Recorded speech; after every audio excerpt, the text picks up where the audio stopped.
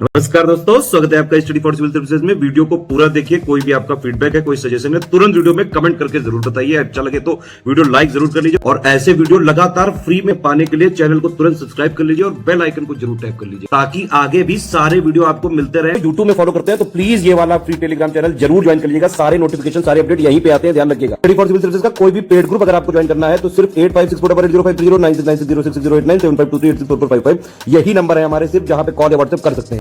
Instagram पे हमारा page जरूर फॉलो कर लीजिएगा, studyforcivil.services है। ट्विटर पे हमको जरूर फॉलो कर लीजिएगा, @studyforcivils है। सारे क्वेश्चन अटेम्प्ट करिए और स्कोर अपना तुरंत कमेंट करके बताइए। Hello friends, welcome to study for civil services. दोस्तों, उत्तर प्रदेश पीसीएस प्रीलिम्स की परीक्षा के लिए 2022 का जो प्रीलिम्स का पेपर होने वाला है उसके लिए टेस्ट सीरीज का ये सेक्शनल टेस्ट 7 है। यहाँ पर हम लोग एंशिएंट इंडियन हिस्ट्री के टॉप 100 क्वेश्चंस को डिस्कस करेंगे। अभी सेक्शनल टेस्ट है तो सिर्फ एंशिएंट हिस्ट्री के क्वेश्चंस यहाँ पर मिलेंगे। जो क्वेश्चंस हैं वो हिंदी और इंग्लिश दोनों ही माध्यम में लिखे हैं, तो लैंग्वेज का कोई इशू नहीं होने वाला है। कुछ इंपॉर्टेंट इन्फॉर्मेशन है जो जल्दी से मैं आपको शेयर करना चाहूँगा कि यदि आप उत्तराखंड पीसीएस के पेपर में अटेम्प्ट करने जा रहे हैं तो उत्तराखंड पीसीएस से रिलेटेड जो टेस्ट सीरीज है हमारी, बिल्कुल फ्री ऑफ कॉस्ट सारे video study for civil services channel पर ऑलरेडी अपलोड किए जा चुके हैं। टोटल आपको 25 टेस्ट मिलेंगे। उन 25 टेस्टों में जो आपके 15 टेस्ट हैं स्टार्टिंग के, वो सेक्शनल टेस्ट हैं जिसमें आपको सारे सब्जेक्ट के अलग अलग क्वेश्चंस मिलेंगे। और फुल लेंथ टेस्ट जो आपका 10 फुल लेंथ टेस्ट कवर किया गया उसमें टोटल आपको 150 क्वेश्चन हर टेस्ट में मिलेगा। ठीक है, तो दोनों ही लैंग्वेज में, हिंदी और इंग्लिश दोनों ही मीडियम के विद्यार्थियों के लिए हैं। तो अगर आप उत्तराखंड पीसीएस में अटेम्प्ट करने जा रहे हैं तो वो टेस्ट सीरीज जरूर से जरूर देख करके जाइए। इसके अलावा जो हमारा टेलीग्राम पर स्टडी फॉर सिविल सर्विसेज का ऑफिशियल चैनल है, वहाँ पर आप जाएंगे तो आपको SCS ज्ञान डेली क्विज नाम से एक क्विज ग्रुप मिलेगा जहाँ पर डेली बेसिस पे टॉप 50 क्वेश्चंस अपलोड किए जाते हैं हर एग्जाम से रिलेटेड। जैसे उत्तराखंड पीसीएस है तो उसके टॉप 50 क्वेश्चंस वहाँ पर कराए जाते हैं, टेस्ट लिया जाता है। प्रैक्टिस के लिए वो बहुत अच्छी जगह है।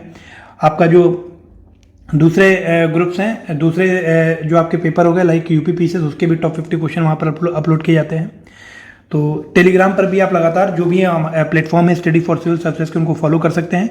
बिल्कुल फ्री ऑफ कॉस्ट चीज़ें वहाँ पर प्रोवाइड की जा रही हैं।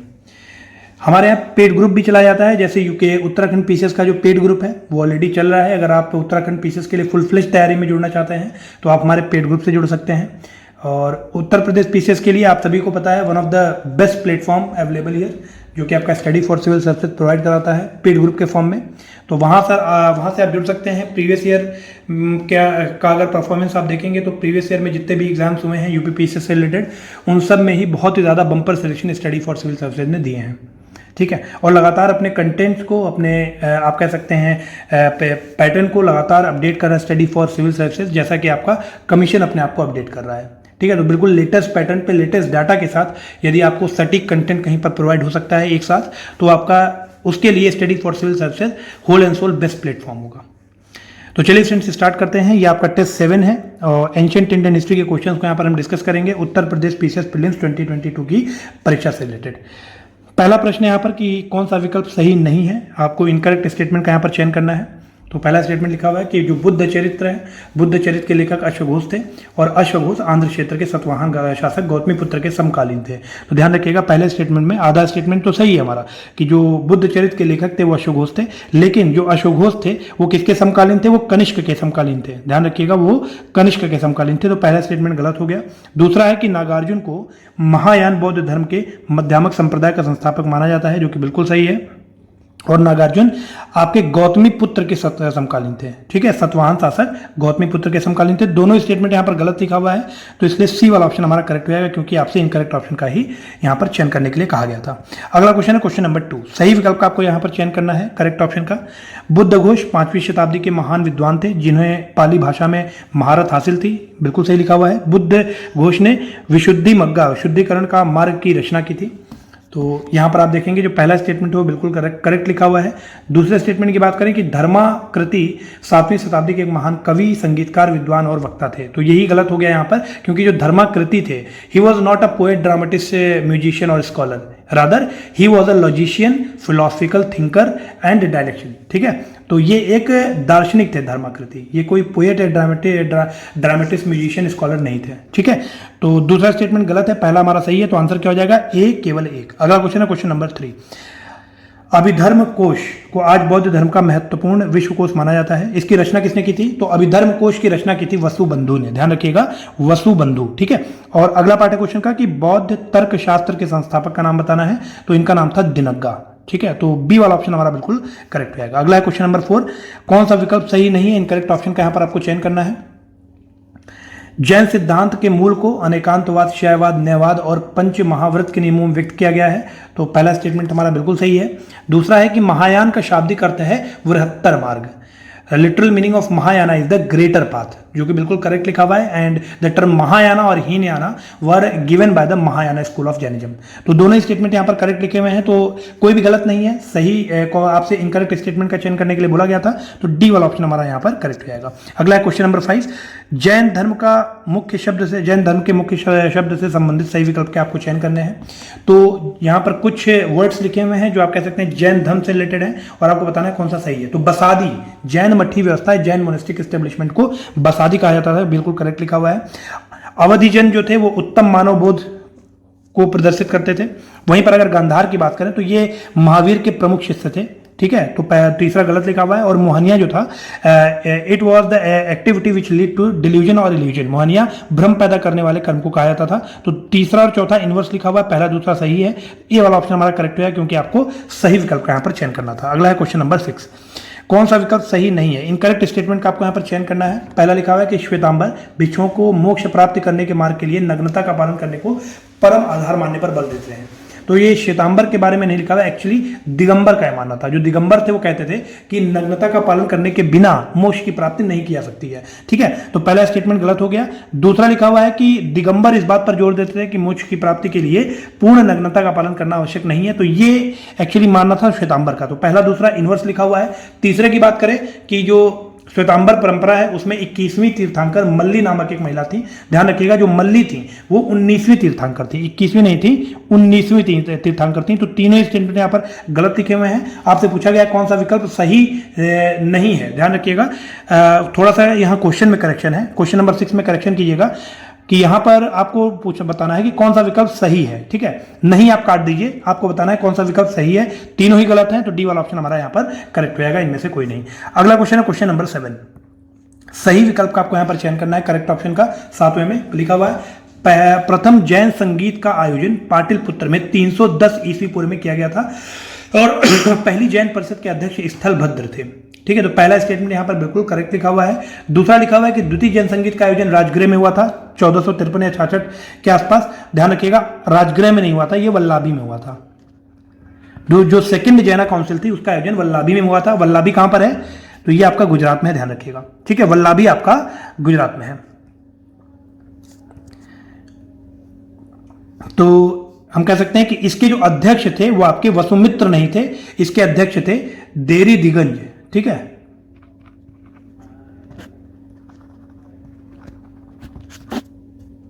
ये प्रेसिडेंट थे। तो दूसरे स्टेटमेंट में दोनों ही चीजें गलत लिखी हुई हैं, तो पहला ऑप्शन हमारा करेक्ट हो जाएगा, एक केवल एक, क्योंकि आपको सही विकल्प का चयन करने के लिए कहा गया है। फिर आपसे पूछा जा रहा है कौन सा इनकरेक्ट है, सही नहीं है। पहला लिखा हुआ है कि मुद्रा राक्षस ऐतिहासिक नाटक है जो चाणक्य की चंद्रगुप्त के शत्रुओं के विरुद्ध रचित चतुर साजिशों का वर्णन करता है, जो कि बिल्कुल करेक्ट लिखा हुआ है। दूसरा लिखा हुआ है परशिष्ट पर्वन चंद्रगुप्त का जैन धर्म के साथ संबंध स्थापित करता है, ये भी करेक्ट है। तीसरा स्टेटमेंट लिखा हुआ है कि चाणक्य की अक्सर रूस के पुनर्जागरण काल के लेखक निकोली मैकफिली के साथ तुलना की जाती है। तो ध्यान रखिएगा, ये जो आपके निकोली मैकफिली थे, है ना, ये आपके इटालियन राइटर थे, ना कि रशियन। तो तीसरा स्टेटमेंट यहाँ पर हमारा गलत है। पहला दूसरा सही है, आपसे इनकरेक्ट का ही चयन करने के लिए कहा गया, तो सी ऑप्शन हमारा बिल्कुल करेक्ट रहेगा। अगला है क्वेश्चन नंबर 9, सही विकल्प का आपको यहाँ पर चयन करना है करेक्ट ऑप्शन का। दंडिन की जो रचना थी वो थी आपकी दशा कुमार चरित्र। ठीक है, हेमचंद्र की जो रचना है वो आपकी है परशिष्ट पर्वन। विशाखादत्त, आई होप आप सभी को पता होगा, मुद्रा राक्षस के रचयिता थे। और बाण भट्ट की जो रचना थी वो थी कादम्बरी। तो सही विकल्प का चयन करना है, कोई भी सही नहीं है, तो डी ऑप्शन आपका करेक्ट हो जाएगा। अगला है क्वेश्चन नंबर 10,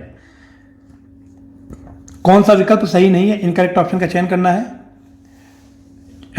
दीपवंश, अशोक वंदना और दिव्यावदान, ये लिखा हुआ है चंद्रगुप्त के जीवन का विवरण देते हैं, तो गलत है, ध्यान रखिएगा। जो दीपवंश, अशोक वंदना और दिव्यावदान है, ये चंद्रगुप्त नहीं अशोक के जीवन का वर्णन करते हैं। ठीक है, अशोक के। तो यहां पर आप देखिए दोनों ही इनवर्स लिखे हुए हैं। जो आपका महावंश, मिलिंद, पन्नु और महाभाष्य है, ये आप कह सकते हैं कि चंद्रगुप्त के जीवन का वर्णन करते हैं। तो दोनों स्टेटमेंट इनवर्स लिखे हुए हैं। आपसे इनकरेक्ट पूछा गया था तो सी, दोनों ही गलत लिखे हुए हैं। ठीक है, सी ऑप्शन आपका यहां पर करेक्ट हो जाएगा। अगला है क्वेश्चन नंबर 11। कौन सा विकल्प सही है ना? करेक्ट का आपको यहां पर चयन करना है। यूनानियों ने भगवान श्री कृष्ण को डियोनिसस कहकर संबोधित किया था। तो ध्यान रखिएगा, जो ग्रीक्स थे उन्होंने लॉर्ड कृष्णा, भगवान श्री कृष्ण को डियोनिसस और हरकलस या हेराकल्स या डियोनिसस से के नाम से संबोधित किया था। तो पहला स्टेटमेंट हमारा यहाँ पर करेक्ट लिखा हुआ है, सही लिखा हुआ है। दूसरा है कि यूनानी विद्वानों ने चंद्रगुप्त मौर्य को सैंड्रोकोटस और हेराकल्स कहकर संबोधित किया। तो मैंने अभी बताया आपको कि जो हेराकल्स है वो किसको कहा गया है? श्री कृष्ण को कहा गया है। तो दूसरा स्टेटमेंट हमारा यहाँ पर गलत हो जाएगा। और तीसरा लिखा हुआ है कि चाणक्य को कौटिल्य या विष्णुगुप्त के नाम से जाना जाता है। तो ये भी उल्टा लिखा हुआ है, एक्चुअली कौटिल्य को चाणक्य या विष्णुगुप्त के नाम से जाना जाता है, ना कि चाणक्य को। ठीक है, कौटिल्य को चाणक्य या विष्णुगुप्त के नाम से जाना जाता है। तो तीसरा भी स्टेटमेंट यहां पर हमारा गलत है। तो आप देखेंगे कि केवल पहला स्टेटमेंट सही है, इसलिए ए वाला ऑप्शन हमारा यहां पर करेक्ट हो जाएगा। अगला क्वेश्चन नंबर 12। चंद्रगुप्त मौर्य और सेल्यूकस निकेटर के बीच हुए संघर्ष से संबंधित सही विकल्प का आपको यहां पर चयन करना है। Correct option related to the conflict between Chandragupta Maurya and Seleucus Nicator. पहला लिखा हुआ है चंद्रगुप्त मौर्य ने 309 ईस्वी पूर्व के आसपास सेल्यूकस निकेटर को पराजित किया था। ध्यान रखिएगा, 301 ईस्वी पूर्व के आसपास पराजित किया गया था, 301 ना कि 309। तो पहला स्टेटमेंट हमारा गलत हो गया। दूसरा लिखा हुआ है कि इस युद्ध में पराजित होने के बाद सेल्यूकस निकेटर को 50 हाथियों के बदले चंद्रगुप्त मौर्य को क्या क्या देना पड़ा था? आराकोसिया, जेड्रोसिया, पैरापोमिस दाई, ये तीनों चीजें देनी पड़ी थी 50 हाथियों के बदले। तो ध्यान रखिएगा, 50 नहीं 500 हाथियों के बदले। ठीक है, 500 हाथियों। दूसरा स्टेटमेंट भी गलत हो गया। तीसरा लिखा हुआ है कि जो अराकोसिया है ये दक्षिणी पूर्वी अफगानिस्तान का कांधार एरिया है, जेड्रोसिया आपका दक्षिण बलूचिस्तान का एरिया है, और पैरापोमिस दाई जो है ये आपका अफगानिस्तान और इंडियन सबकॉन्टिनेंट के बीच का क्षेत्र है। तो तीनों चीजें यहां पर सही लिखी हुई हैं। आप कह सकते हैं तीसरा स्टेटमेंट हमारा बिल्कुल करेक्ट लिखा हुआ है। और आपसे करेक्ट विकल्प या सही विकल्प का ही चयन करने के लिए कहा गया था। तो 3 ओनली हो जाएगा, जो कि आपका सी ऑप्शन है। ठीक है, अगला है क्वेश्चन नंबर 13। कौन सा विकल्प सही नहीं है? इनकरेक्ट ऑप्शन का आपको यहां पर चयन करना है। तो पहला लिखा हुआ है कि जैन ग्रंथों और परंपरा के अनुसार बिंदुसार ने बाद में जैन धर्म अपना लिया था और वह चंद्रगुप्त मौर्य के साथ श्रवण बेलगोला की पहाड़ियों पर चला गया था। तो जल्दी से कमेंट सेक्शन में कमेंट करके बताइएगा कि श्रवण बेलगोला कहां पर है, अगर प्रेजेंट टाइम की हम बात करें, या फिर पुराने समय में ही किस स्थान पे आपका श्रवण बेलगोला मौजूद है। तो ध्यान रखिएगा, यहां पर बिंदुसार चंद्रगुप्त मौर्य के साथ नहीं गए थे, है ना। श्रवण बेलगोला पर उन्होंने जाकर के संलेखना पद्धति से अपना प्राण त्यागे थे, लेकिन वो चंद्रगुप्त मौर्य के साथ नहीं गए थे, वो आपके भद्रबाहु के साथ गए थे। तो पहला स्टेटमेंट तो हमारा गलत हो गया, चंद्रगुप्त मौर्य नहीं होगा, यहां पर होना चाहिए भद्रबाहु। दूसरा स्टेटमेंट लिखा हुआ है कि वाम सत्य प्रकाशिनी जो है यह बिंदुसार और चंद्रगुप्त के दिव्य चरित्र पर लिखा गया एक निबंध है। तो जो आपका वाम सत्य प्रकाशिनी है, ये ध्यान रखिएगा, चाणक्य और चंद्रगुप्त मौर्य के ऊपर या उनके दिव्य चरित्र पर लिखा गया 10वीं शताब्दी का एक निबंध है। तो यहां पर बिंदुसार नहीं होगा, चाणक्य होगा। तो दोनों स्टेटमेंट यहां पर गलत लिखे हुए हैं, तो इसलिए हम कह सकते हैं कि आपको गलत का ही चयन करना था। सी ऑप्शन करेक्ट रहेगा, बोथ 1 और 2। अगला है क्वेश्चन नंबर 14। सम्राट अशोक के विभिन्न नामों से संबंधित सही विकल्प का आपको चयन करना है। देवानाम्पी और पियदासी, ये नाम दीपवंश और महावंशा में दिए गए हैं, जो कि बिल्कुल करेक्ट लिखा हुआ है। दूसरा है धर्मअशोका, ध्यान रखिएगा, धर्मअशोका मस्की में नहीं मिलता है, ये नाम कहां मिलता है? ये नाम सारनाथ अभिलेख में मिलता है। वहीं पर अगर बुद्ध, शाक्य और अशोक की बात करें तो ये मस्की में मिलता है। तो बाकी दोनों गलत हैं, पहला स्टेटमेंट सही है, ए ऑप्शन हमारा बिल्कुल करेक्ट हो जाएगा। ठीक है, क्योंकि आपको सही विकल्प का ही चयन करना था। अगला क्वेश्चन नंबर 15। सही विकल्प का आपको दोबारा से चयन करना है। क्वेश्चन नंबर 15 में पहला लिखा हुआ है कि यूनानी लेखकों ने बिंदुसार को अमित्रघात के नाम से संबोधित किया था। तो ध्यान रखिएगा, यूनानी लेखकों ने बिंदुसार को अमित्रोचेटस के नाम से संबोधित किया था, ना कि अमित्रघात, अमित्रोचेटस। ठीक है, तो पहला स्टेटमेंट हमारा गलत हो गया। वहीं पर अगर महाभाष्य की बात करें तो वहां पर अशोक को अमित्रघात नाम से उल्लेखित किया गया था। ठीक है, अशोक को अमित्रघात, तो उल्टा लिखा है एक्चुअली, बिंदुसार को अमित्रोचेटस और अशोक को अमित्रघात। तीसरा स्टेटमेंट देख लेते हैं। बृहद्रथ ने 2 सागरों के बीच की भूमि पर विजय प्राप्त की थी, और वो 2 सागर कौन से थे? एक आपका अरब सागर और बंगाल की खाड़ी। तो ये स्टेटमेंट गलत है, क्यों? क्योंकि बृहद्रथ ने अरब सागर और बंगाल की खाड़ी के बीच के क्षेत्र पर विजय प्राप्त नहीं की थी, बल्कि बिंदुसार ने की थी। ठीक है, तो यहां पर होना चाहिए बिंदुसार। तीसरा स्टेटमेंट भी गलत है, आपसे पूछा गया है कौन सा सही है, कोई भी सही नहीं है, इसलिए डी ऑप्शन हमारा करेक्ट हो जाएगा, इनमें से कोई नहीं। ठीक है, तो क्वेश्चन नंबर 15 का डी ऑप्शन करेक्ट हो जाएगा। अगला है क्वेश्चन नंबर 16। कौन सा विकल्प इनकरेक्ट है या सही नहीं है? पहला लिखा हुआ है कि महावीर कर्नाटक क्षेत्र के 9वीं शताब्दी के प्रसिद्ध गणतज्ञ थे जो राष्ट्रकूट शासक अमोघ वर्ष के दरबार में बैठा करते थे। तो पहला स्टेटमेंट हमारा यहां पर बिल्कुल करेक्ट लिखा हुआ है। दूसरे स्टेटमेंट की बात करें तो लिखा हुआ है कश्यप ने गणित सार संग्रह नामक पुस्तक की रचना की थी जिसमें गणितीय प्रश्नों को हल किया गया था। तो ध्यान रखिएगा इस पुस्तक की रचना महावीर ने की थी, ठीक है, गणित सार संग्रह, ना कि कश्यप ने। तो दूसरा स्टेटमेंट हमारा गलत है। तीसरे स्टेटमेंट की अगर हम बात करें तो भास्कर द्वितीय 12वीं शताब्दी में लिखी पुस्तक लीलावती के लेखक हैं, जो कि बिल्कुल सही है और इसमें कैलकुलस के महत्वपूर्ण विचार शामिल हैं। तो पहला और तीसरा स्टेटमेंट हमारा बिल्कुल सही है, दूसरा स्टेटमेंट हमारा गलत है, इसलिए बी वाला ऑप्शन हमारा बिल्कुल करेक्ट हो जाएगा क्योंकि आपको इनकरेक्ट ऑप्शन का यहां पर चयन करना था। अगला है क्वेश्चन नंबर 17। करेक्ट ऑप्शन का आपको यहां पर चयन करना है सही विकल्प का। पहला स्टेटमेंट है धन्वंतरी ने हस्तायुर्वेद नामक निबंध की रचना की थी। तो ध्यान रखिएगा धन्वंतरी ने हस्तायुर्वेद नामक निबंध की रचना नहीं की थी, यह रचना की थी महर्षि पलकाप्या ने, ठीक है। महर्षि पलकाप्या ने हस्तायुर्वेद नामक निबंध की रचना की थी। तो आप देखिए दूसरे स्टेटमेंट में महर्षि पलकाप्या लिखा हुआ है, तो ये पहले का हो जाएगा, पहला स्टेटमेंट हमारा गलत हो जाएगा। बाकी महर्षि पलकाप्या ने ये आपके चरक के शिष्य व औषधियों की आयुर्वेदिक पद्धति के प्रतिष्ठित चिकित्सक भी थे। तो ध्यान रखिएगा दूसरा स्टेटमेंट हमारा बिल्कुल करेक्ट लिखा हुआ है। वहीं पर अगर हम तीसरे स्टेटमेंट की बात करें, दूसरा स्टेटमेंट जो हमारा लिखा हुआ है ये वाघ भट्टा के बारे में लिखा हुआ है। दूसरा स्टेटमेंट भी हमारा गलत है। एक्चुअली जो चरक के शिष्य थे वो वाघ भट्ट थे, ना कि महर्षि पलकाप्या। तो यहां पर देखिए फिर से एक बार देख लीजिए, हस्तायुर्वेद की रचना महर्षि पलकाप्या ने की थी, चरक के शिष्य थे आपके वाघ भट्ट, और वाघ भट्ट ने हम कह सकते हैं अष्टांग हृदय और अष्टांग संग्रह की रचना भी की थी। तो तीसरा स्टेटमेंट है हमारा बिल्कुल यहां पर करेक्ट है, बाकी दोनों स्टेटमेंट यहां पर गलत लिखे हुए हैं, तो इसलिए सी वाला ऑप्शन हमारा बिल्कुल करेक्ट हो जाएगा। अगला है क्वेश्चन नंबर 18। सुश्रुत संहिता में प्लास्टिक सर्जरी का उल्लेख किया गया है जिसमें राइनोप्लास्टी का विस्तृत विवरण है या वर्णन है। इस पद्धति में कटी हुई नाक और कटे हुए कान की लौ को ठीक करने के लिए त्वचा की झिल्ली को लगाए जाने का उल्लेख किया गया है। सुश्रुत संहिता के लेखक का नाम बताइए। तो सुश्रुत संहिता के लेखक कौन थे? वो आपके सुश्रुत थे, ध्यान रखिएगा सुश्रुत, ठीक है। तो यहां पर तीनों ही ऑप्शन देखिए यहां पर गलत है, तो डी वाला ऑप्शन हमारा बिल्कुल करेक्ट हो जाएगा क्वेश्चन नंबर 18 का। अगला क्वेश्चन नंबर 19, सही विकल्प का आपको यहां पर चयन करना है। तो कालिदास की जो रचना थी ध्यान रखिएगा वो थी आपकी रघुवंशम। भैरवी की जो रचना थी वो आपकी थी कीर्तार्जुनियम। श्रीहर्ष की रचना थी नैषाद्य चरितम, और मंथा की रचना थी हयाग्रवधा, ठीक है, हयाग्रवधा।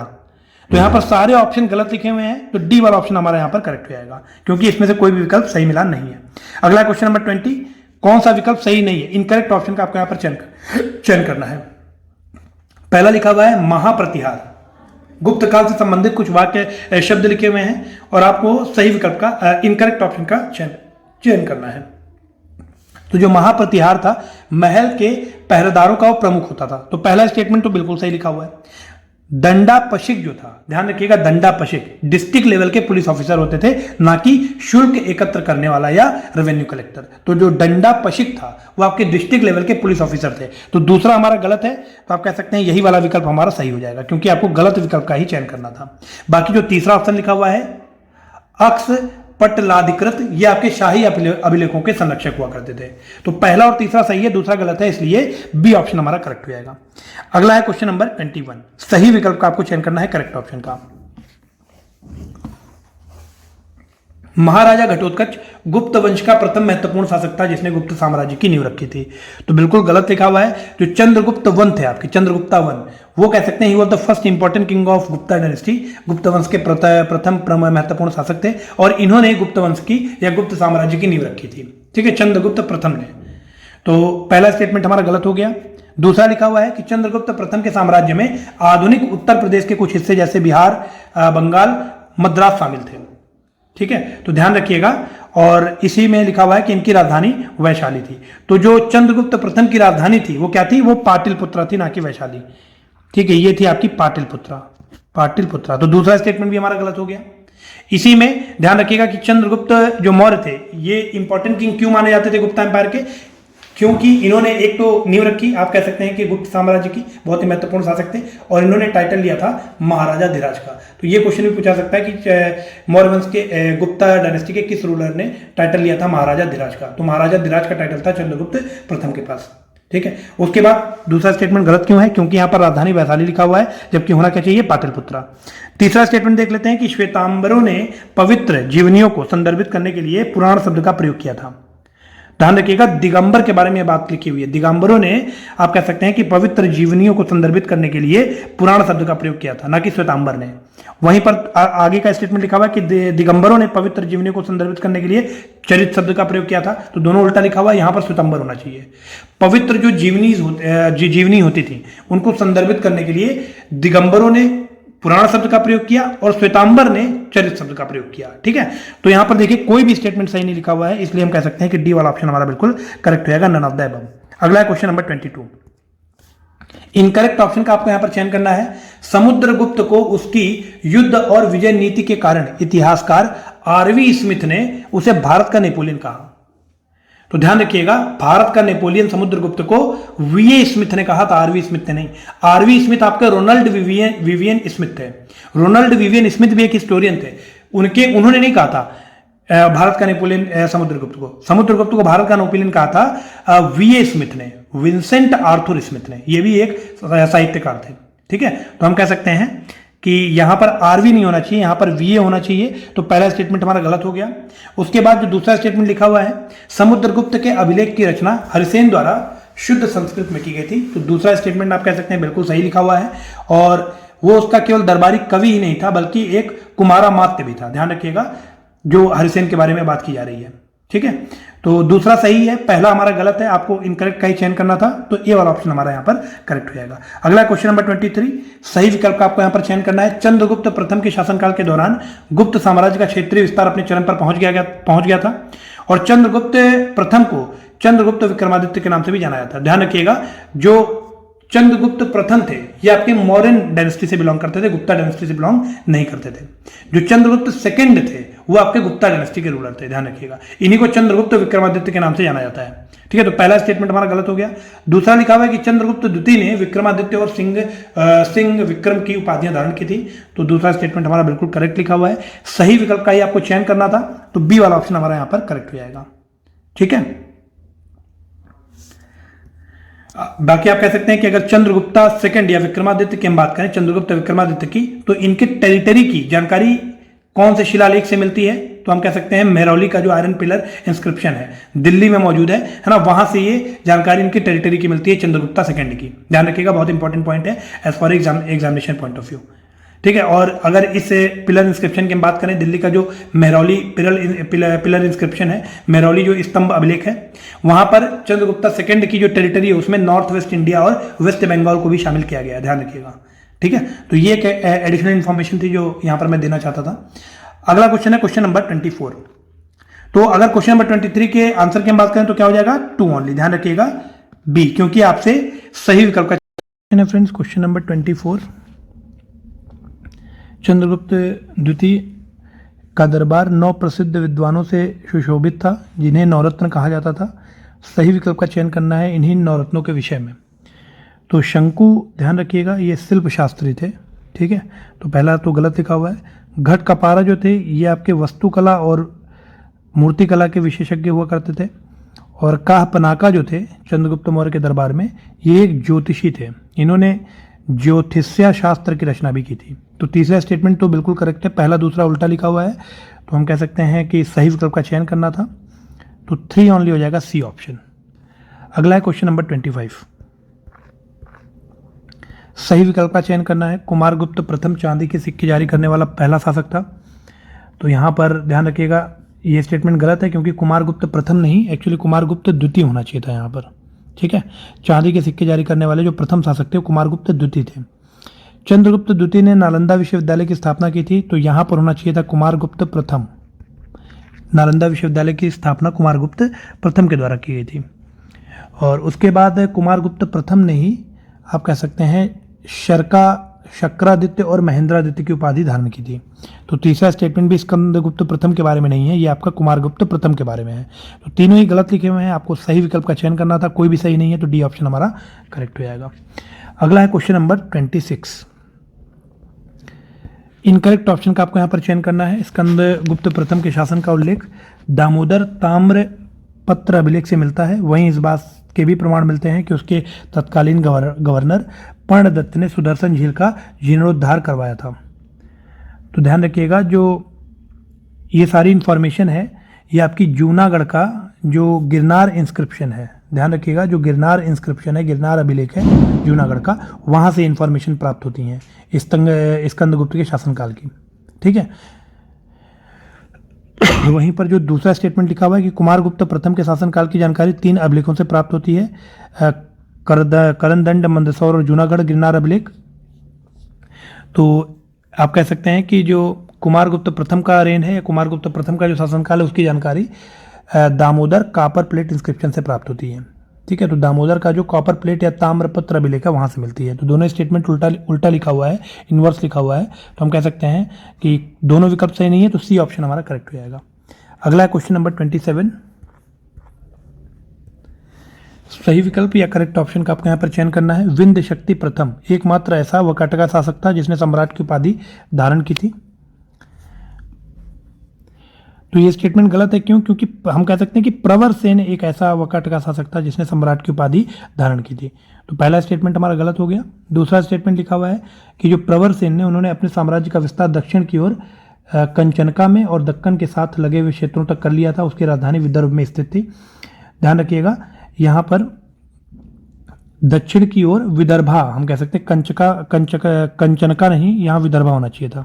ठीक है। तो प्रवर सेन ने अपने साम्राज्य का विस्तार दक्षिण की ओर विदर्भा में और दक्कन के साथ लगे क्षेत्रों तक कर लिया था। उसकी राजधानी विदर्भा में नहीं थी, आप कह सकते हैं कि उसकी राजधानी थी कंचनका में। ठीक है। तो ये दोनों स्टेटमेंट उल्टा लिखा हुआ है एक्चुअली यहाँ पर दोनों चीज़ें। साम्राज्य का विस्तार दक्षिण में विदर्भा तक और जो राजधानी थी वो विदर्भा में नहीं थी, वो आपकी कंचनका में थी। ठीक है। इसको नचना भी कहा जाता था, कंचनका को। ध्यान रखिएगा, दोनों स्टेटमेंट यहाँ पर गलत लिखा हुआ है, तो इसलिए कोई भी सही नहीं है। तो डी वाला ऑप्शन हमारा करेक्ट हो जाएगा, नन ऑफ द एबव। अगला क्वेश्चन नंबर 28। कौन सा विकल्प सही नहीं है, पूछा जा रहा है कि कौन सा इनकरेक्ट है। वकाटका वंश की नंदीवर्धन शाखा का संस्थापक रुद्रसेन प्रथम था। तो ध्यान रखिएगा, जो वकाटका वंश की नंदीवर्धन शाखा थी उसका संस्थापक या फाउंडर सर्वासेन था, सॉरी रुद्रसेन वन ही था, जो कि बिल्कुल करेक्ट लिखा हुआ है। और रुद्रसेन वन जो था, है ना, उसको भगवान शिव के प्रचंड रूप भगवान भैरव की पूजा करने वाले शासक के तौर पर जाना जाता है। तो दोनों स्टेटमेंट में रुद्रसेन वन की ही बात की जा रही है। दूसरे स्टेटमेंट में जो सर्वसेन लिखा हुआ है ये गलत लिखा हुआ है। ठीक है। तो यहाँ पर हम कह सकते हैं कि पहला स्टेटमेंट केवल सही है और दूसरा गलत है। आपको इनकरेक्ट का चयन करना था, तो बी वाला ऑप्शन हमारा यहाँ पर करेक्ट हो जाएगा। अगला है क्वेश्चन नंबर 29। सही विकल्प का आपको यहाँ पर चयन करना है करेक्ट ऑप्शन का। वराहदेव की तुलना अक्सर महाकाव्य महाभारत के नायक युधिष्ठिर से की जाती है। तो ध्यान रखिएगा, वराहदेव नहीं, पृथ्वीसेन प्रथम। वराहदेव की तुलना युधिष्ठिर से ना करके पृथ्वीसेन प्रथम, पृथ्वीसेन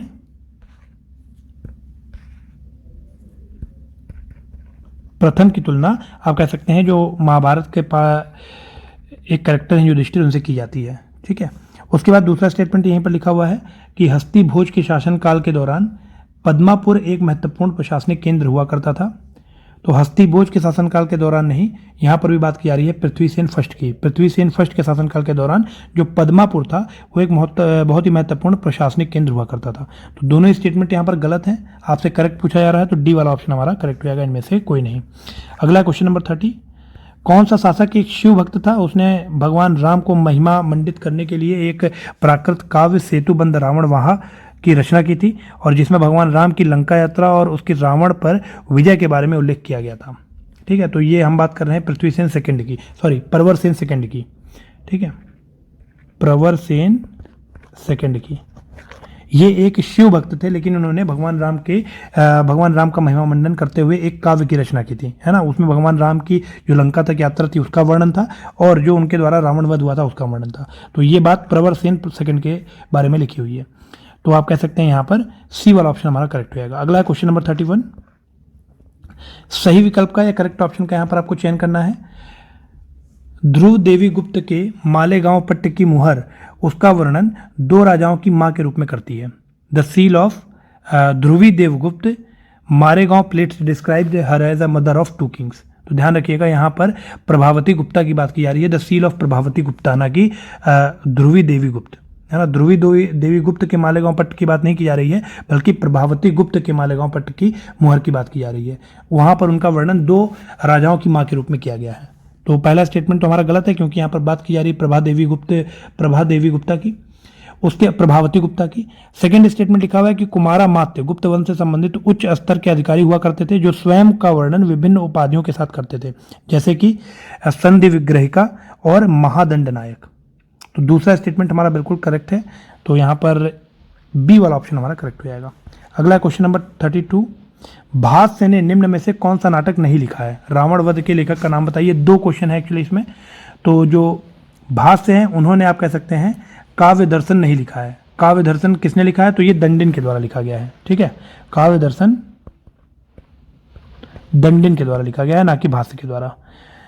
तो सी वाला ऑप्शन हमारा करेक्ट हो जाएगा। और रावण वध के जो लेखक थे उनका नाम था भट्टी, ठीक है। तो सी ऑप्शन हमारा बिल्कुल करेक्ट हो जाएगा। अगला क्वेश्चन नंबर 33, शब्दावलियों पदों से संबंधित सही विकल्प का आपको चयन करना है। पंचायतन जो था, हम कह सकते हैं स्टाइल ऑफ टेम्पल कंस्ट्रक्शन, मंदिर निर्माण की एक शैली थी। तो पहला स्टेटमेंट तो बिल्कुल सही है। पतक जो है भूमि की 60 से 80 एकड़ के बराबर की माप को पतक कहा जाता था। तो पहला और दूसरा स्टेटमेंट हमारा बिल्कुल करेक्ट है। जो वस्तु है, ध्यान रखिएगा, ये आपका निवास स्थान की भूमि होती थी, रेजिडेंशियल प्लॉट। और वहीं पर जो अपराहात है, ये आपकी कृषि योग्य भूमि होती थी, जो बंजर पड़ी हुई हो, कल्टिवेबल वेस्टलैंड हम कह सकते हैं। तो ये दोनों इन्वर्स लिखे हुए हैं, पहला दूसरा हमारा करेक्ट है, करेक्ट का ही चयन करना था। तो ये ऑप्शन हमारा बिल्कुल करेक्ट हो जाएगा। तो अगला क्वेश्चन है यहाँ पर फ्रेंड्स, क्वेश्चन नंबर 34। आपसे इनकरेक्ट ऑप्शन का चयन करने के लिए कहा जा रहा है। पहला लिखा हुआ है यहाँ पर कि the founder of Vatsa Gulma line of Gupta dynasty was Rudrasena प्रथम and was the son of Pravarasena प्रथम। तो ध्यान रखिएगा, यहाँ पर ये स्टेटमेंट गलत है। क्यों गलत है?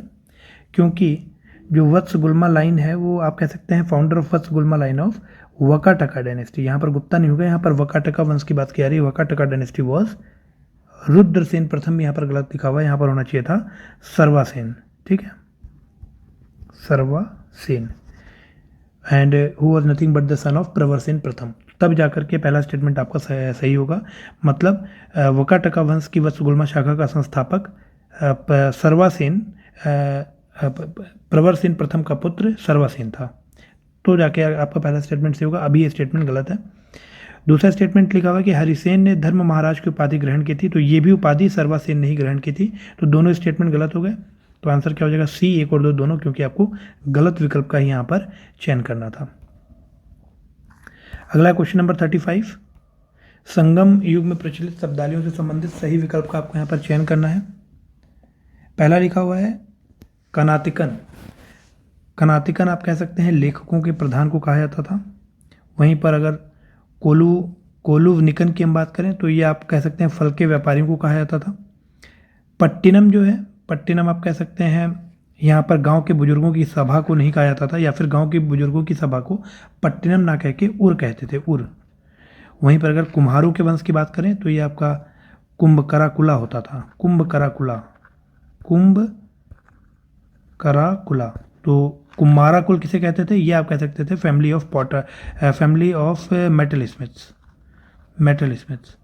तो सारे ही आप देखिए स्टेटमेंट यहाँ पर गलत दिए गए हैं और आपको सही विकल्प का चयन करना था। कोई भी सही नहीं है, तो हम कह सकते हैं डी वाला ऑप्शन हमारा करेक्ट हो जाएगा। आगे बढ़ते हैं, अगला है क्वेश्चन नंबर 36। सही विकल्प का आपको यहाँ पर चयन करना है। पांड्य वंश एसोसिएटेड विद उदयनजिरल एंड सेनगुट्टवन। तो ये स्टेटमेंट भी गलत लिखा हुआ है, ध्यान रखिएगा।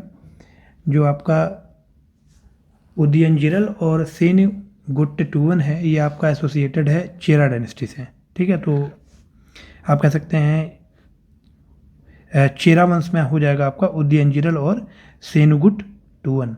उसके बाद चोल वंश में लिखा हुआ है करिकाल और तोंडईमन। तो चोला डायनेस्टी वाला ऑप्शन सही लिखा हुआ है, दूसरा हमारा करेक्ट है। बाकी पांड्य वंश आपका एसोसिएटेड हो जाएगा नेडुजेलियन प्रथम और द्वितीय से, ठीक है। तो यहाँ पर सेकंड वाला ऑप्शन केवल सही है, तो बी वाला ऑप्शन हमारा करेक्ट हो जाएगा। आगे बढ़ते हैं, अगला है क्वेश्चन नंबर 37। थोड़े से अजीबो गरीब नाम है, साउथ इंडियन नेम्स हैं, तो इनको आपको रिमेंबर करना पड़ेगा। पहले भी पेपर में पूछा चुके हैं, तो इसलिए यहाँ पर टेस्ट सीरीज में से इंक्लूड किया गया है। अगला है question number 37। The whole of Tamilakam in Sangam age was divided into 5 Tianis or ecozones based on their economic resources. आपको करेक्ट ऑप्शन का चयन करना है विद रिस्पेक्ट टू इट।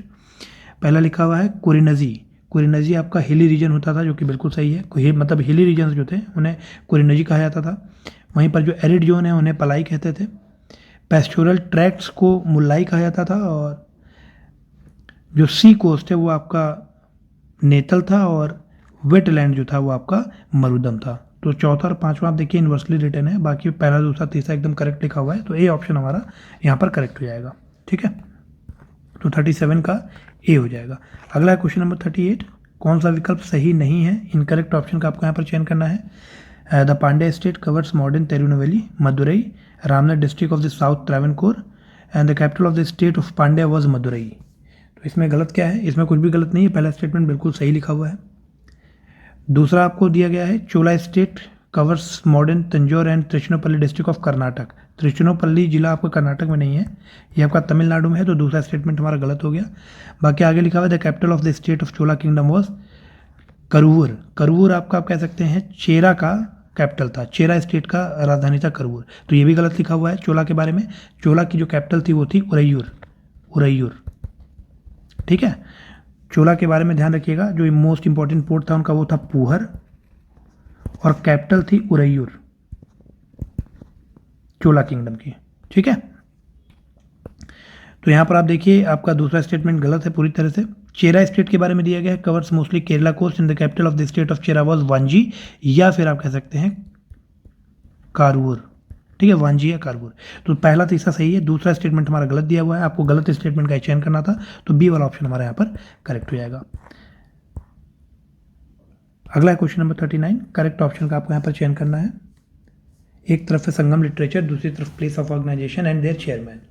तो प्रथम संगम साहित्य, या आप कह सकते हैं फर्स्ट संगम लिटरेचर, तो इट वॉज ऑर्गेनाइज्ड इन हम कह सकते हैं थेन मदुरई। ठीक है, पहला स्टेटमेंट में जो लिखा हुआ है कपाटापुरम, कपाटापुरम में या कपटापुरम, यहाँ पर दूसरी जो संगम लिटरेचर थी वो आयोजित की गई थी, पहली नहीं। ठीक है, तो कपटापुरम इससे एसोसिएटेड है, और इसके जो चेयरमैन थे सेकंड संगम लिटरेचर के वो अगस्त्य थे।